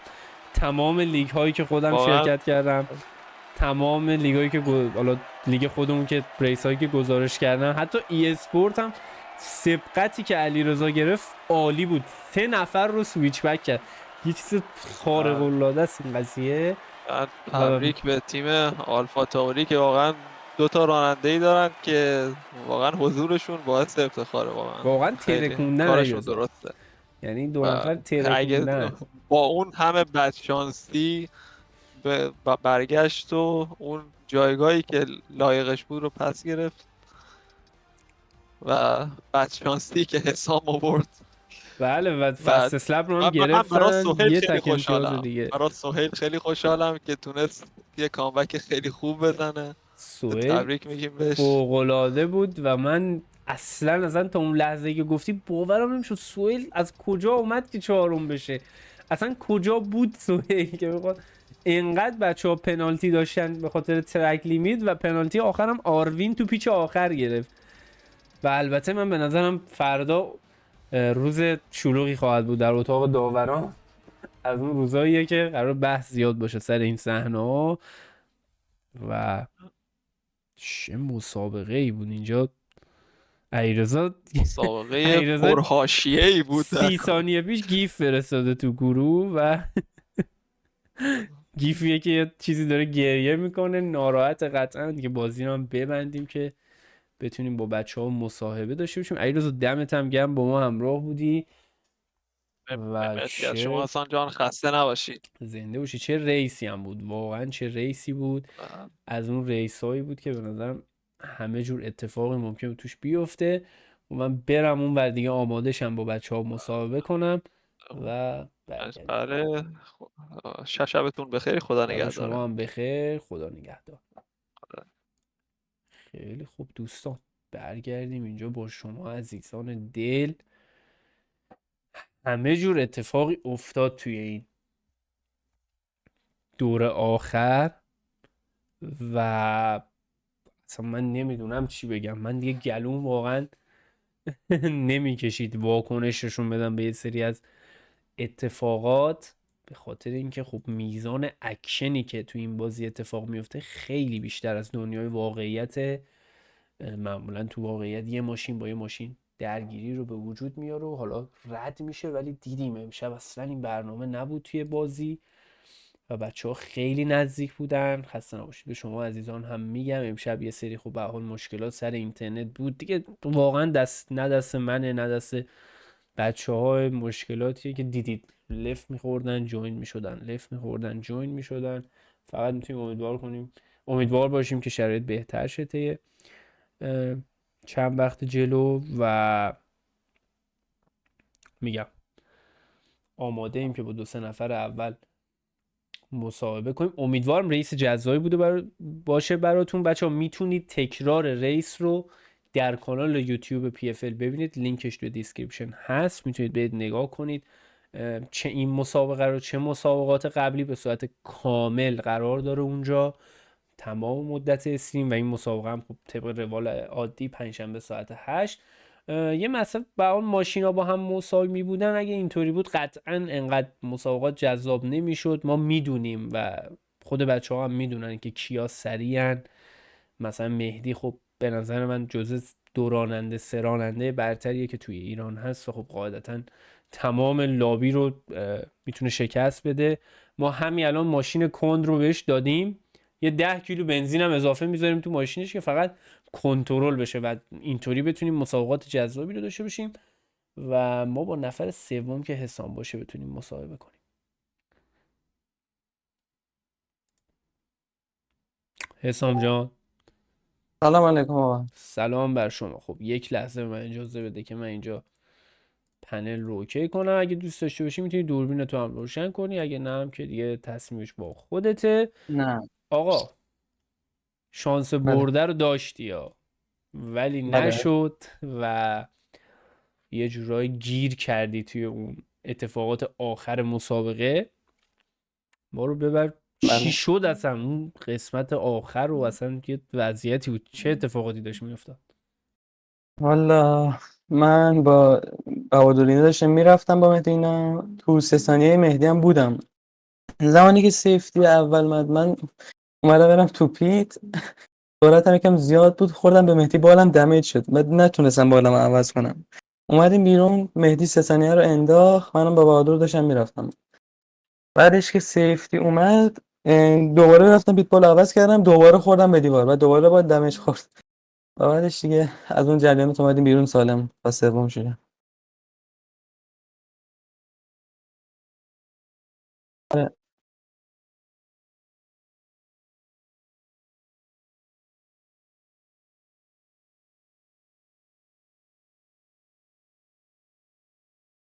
بله. ولی بازم به تبریک میگم، سکو خوبی بود بعد از حالا چند تا مسابقه نسبتا ضعیف. البته مسابقه اول رو خب بردی ولی اون چنان خوب نبود که باید و شاید، ولی مسابقه سوم شدن پشت سر آلفا تئوریا خوبه. یه پرش خیلی خوبی هم انجام داد. سهیل چهارم شد. سهیل چطوری چهارم شد؟ آره.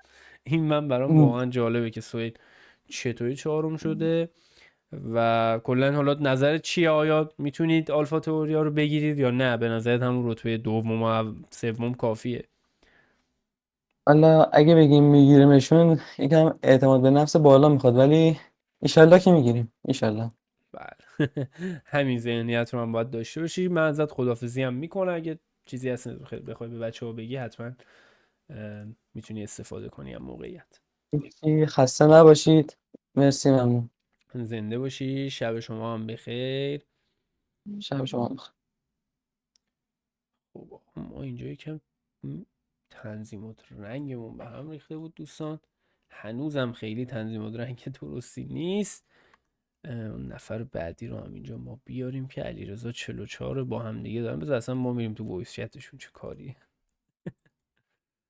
اینو من اول ریموف کنم از اینجا که اینجا بتونیم جوین شیم. خب آقایون سلام علیکم.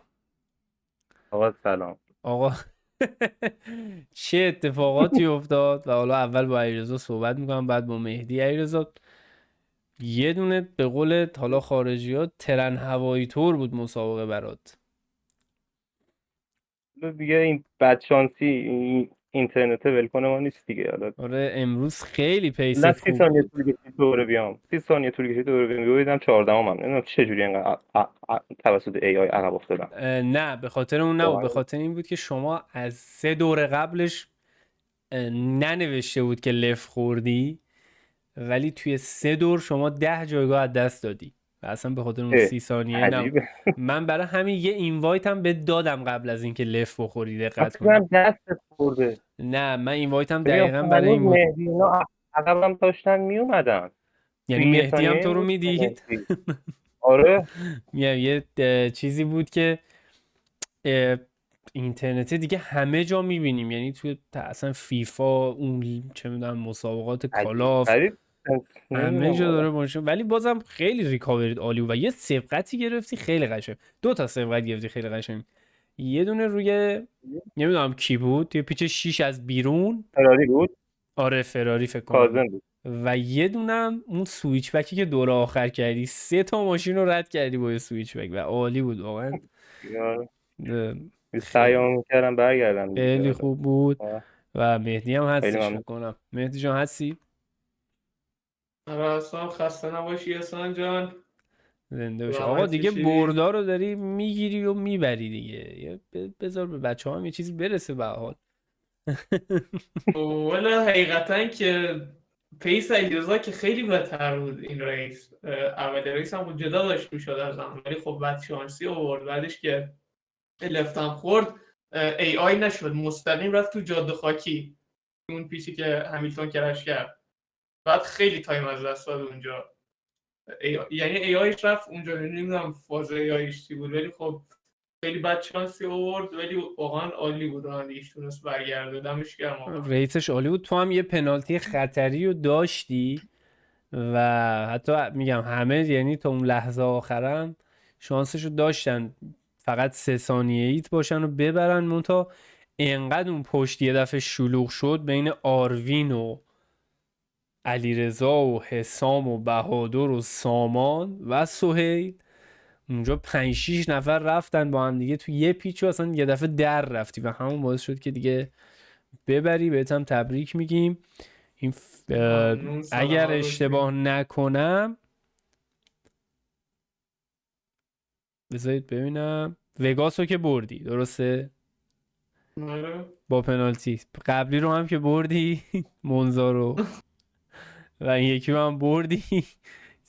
سومین برده پیاپی. و البته علیرضایی که پا به پات داره میاد و من مطمئنم که اگه یه کمی بدشانسیاش کمتر می بود، مثل برخوردش تو وگاس، مثل حالا تو مونزا که با هم دیگه تموم کردی تو 1 ثانیه ای و اینجا هم که دیدی اینترنتش، به نظرم خیلی رقابت نزدیک تر شد. ولی خیلی خیلی قشنگ بود واقعا. دمتون گرم. بازم به تبریک.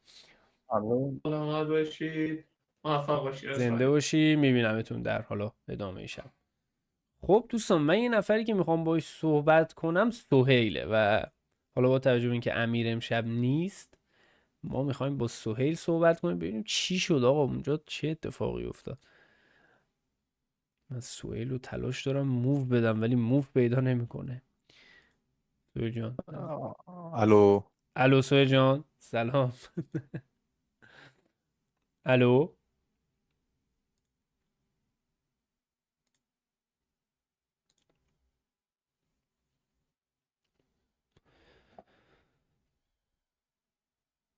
الو.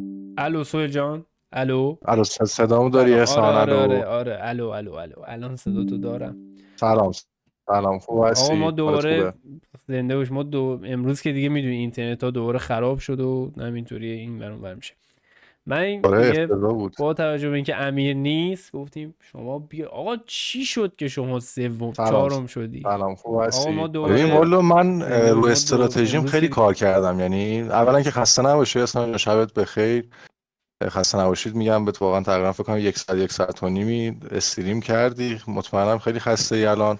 خسته نباشید میگم بهت. راجع به ریس، ببین من هفته پیش که یعنی امیر حسین بهم گفتش که کوالی بنی، یعنی نمیتونی کوالی بزنی، یعنی حسام خودش میدونه من کل این 1 هفته رو فقط روی استراتژیم کار کردم و خیلی شدید رو استراتژی کار کردم که با این استراتژی هر جوری شده خودم، من هدفم حقیقتا تاپ 7 بود، یعنی جزو حداقل 6-7 نفر باشم. و این 2-3 روز اخیرم خیلی روی این کار کردم که پنالتی نگیرم، چون با بچه‌ها که ریس تمرینی میرفتیم اکثر بچه‌ها 3 ثانیه 6 ثانیه 9 ثانیه میگرفتن و من میدونستم که حالا اون نفراتی که جلو من 100% پنالتی رو دارن و توی تمام ریس علیرغم اینکه خیلی داشتن فشار می آوردن به ماشین، خیلی حواسم بود که حقیقتا ترک لیمیت نگیرم که حالا اون سر پنالتی هم بتونم که یه رتبه کسب بکنم. و بعد استراتژیم حقیقتا خیلی روی آندرکات کار کرده بودم، یعنی گفتم من تایر سافت رو برمیدارم و همه میدونستم که با مدیوم یا هارد میان دیگه. بعد تایر مدیوم هم تقریبا لپ 18 19 20 21 اینا باید بری تایر عوض بکنی. من برنامه این بود که لپ 15 16 برم روی مدیوم، که این مدیوم هم تقریبا وقتی میندازی نسبت به اون کسایی که هنوز پیت نرفتن 1 ثانیه تا 2 ثانیه سریعتره دیگه.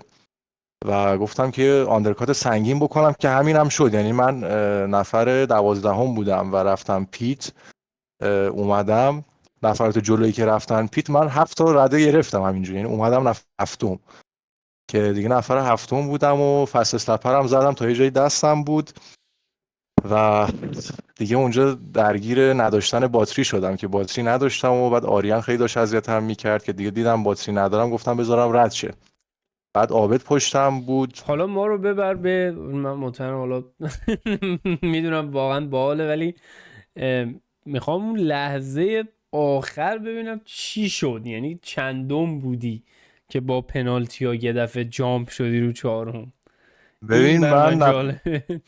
ببین یعنی من با حسام داشتم میگفتم تا حس خدا کنه یه دونه سیفتی کار بیاد این لپای آخر، چون حسام هم دمیج شده بود و هی داشت میگفت سویل برم پیت یا نه. گفتم نه بابا کلا 4-5 لپ مونده، دیوونه ای بخوای بری پیت و اینا. بعد خیلی داشت قور میزد حسام، گفتم آقا نگه دار. بعد ازش پرسیدم چقدر دمیجی، گفتش که بالم زرده. گفتم آقا اوکیه میتونی تا آخر ریس بری.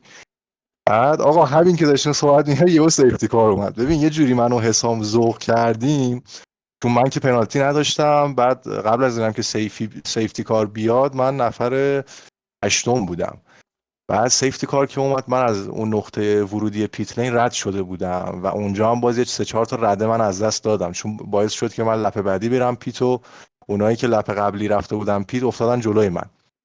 بعد سیفتی کار که شروع شدم پشت آروین بودم. آروین هم نتش خیلی افتضاح بود، یه دونه زبدر بالای اسمش زده بود و آقا ما به هر شکلی بود از آروین رد شدیم. و بعد لحظه آخر که دیگه لپ آخر بود و پیچ آخر، من فکر کنم رتبه 7م بودم، یعنی نفر 7م بودم. و بعد از حسام پرسیدم، گفتم حسام کیا پشتت پنالتی دارن؟ گفتم بهادر، آریان، اینا پرسیدن. گفتم خب آقا من و تو 3 و 4یم که همون هم شد، یعنی از خط رد شدیم و حسام 3م شد و منم 4م و بالاخره تونستیم بعد 1 ماه و نبود دو تا ریس کامبکی بزنیم ما. ولی خیلی واقعا خیلی ریس نفسگیری بود برای من، چون هم نباید پنالتی میگرفتم، همین که باید نهایت فشار رو می آوردم و از یه جایی هم استراتژیم خیلی ریسکی بود احسان. یعنی من 2 تا سیفتی کار رو پیش بینی کرده بودم واسه ریس که همون هم شد، میدونی، یعنی استراتژیم دقیقا همون چیزی بود که این یه هفته روش کار کردم. یعنی گفتم که سیفتی کار میاد 2 تا، مثلا یه دونه اولاش میاد که دقیقا لپ اول یه دونه اومد، یه دونه هم مطمئن بودم که آخراش میاد و همون شد. یعنی خدا رو شکر از بحث استراتژی هم خیلی من برد کردم. به هر حال به تبریک میگیم. مسابقه عجیب غریبی بود، یعنی من دور آخر که واقعا نمیدونستم دیگه چی بگم، همه جور اتفاق داشت. یکی سویچ بک میگم و یکی داشت میزد اون داشت از پیس میرفت بیرون پنالتی میگرفت، اون پشت میدیدم یکی دو نفر اسپین شدن، نفر اول داره میره ببره، واقعا نمیدونستم کدومو بگم. و به هر حال خوب بود، بهتم خسته نباشید میگیم دیگه. من برم با بچه‌ها صحبت نهایی رو هم داشته باشم. آره ریس خیلی سنگینی بود و حالا خدا رو شکر خیلی راضیم از رده‌ای که گرفتم، چون از نفر آخر شروع کردم و به خودت هم خسته نباشید میگم و ایشالله که ریس بعدی رو بتونیم با شرایط خیلی بهتری، هم از نظر اینترنت، از نظر حالا اتفاقات و حوادث و تصادفایی که پیش میاد برگزار بکنیم. بله 100%. آقا دمت موفق گرم، باشی. خسته نباشی، شبت بخیر، فعلا خدا نگهدار شما.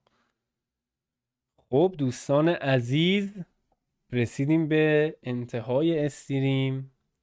چه مسابقه عجیب و غریبی بود. یعنی امیر که اصلا معلومم بهش پیام میدم انقدر اعصابش خورده اصلا نیست، میگه من نمیام، میگه بهم زدن و حس و حالش نیست و خدا به داد من برسه. و البته امیر و ارشیا که فردا بخوایم این صحنه ها رو بررسی کنیم ان شاءالله فکر کنم همه یه پنالتی میگیرن. از اون مسابقه های عجیب و غریب بود دیگه. خیلی وقتتون هم نمیگیرم. نیمه دوم فوتبال تا دقایق دیگه شروع میشه. هفته دیگه چهارشنبه ساعت 9:30 میبینمتون. امیدواریم که بتونیم یه ریس تمیزتر از این داشته باشیم و حالا برخوردار رو میشه کم کرد ولی اون اینترنت رو هیچ کاریش نمیشه کرد. تا هفته دیگه شما عزیزان رو به خدای بزرگ میسپارم و امیدوارم موفق باشید.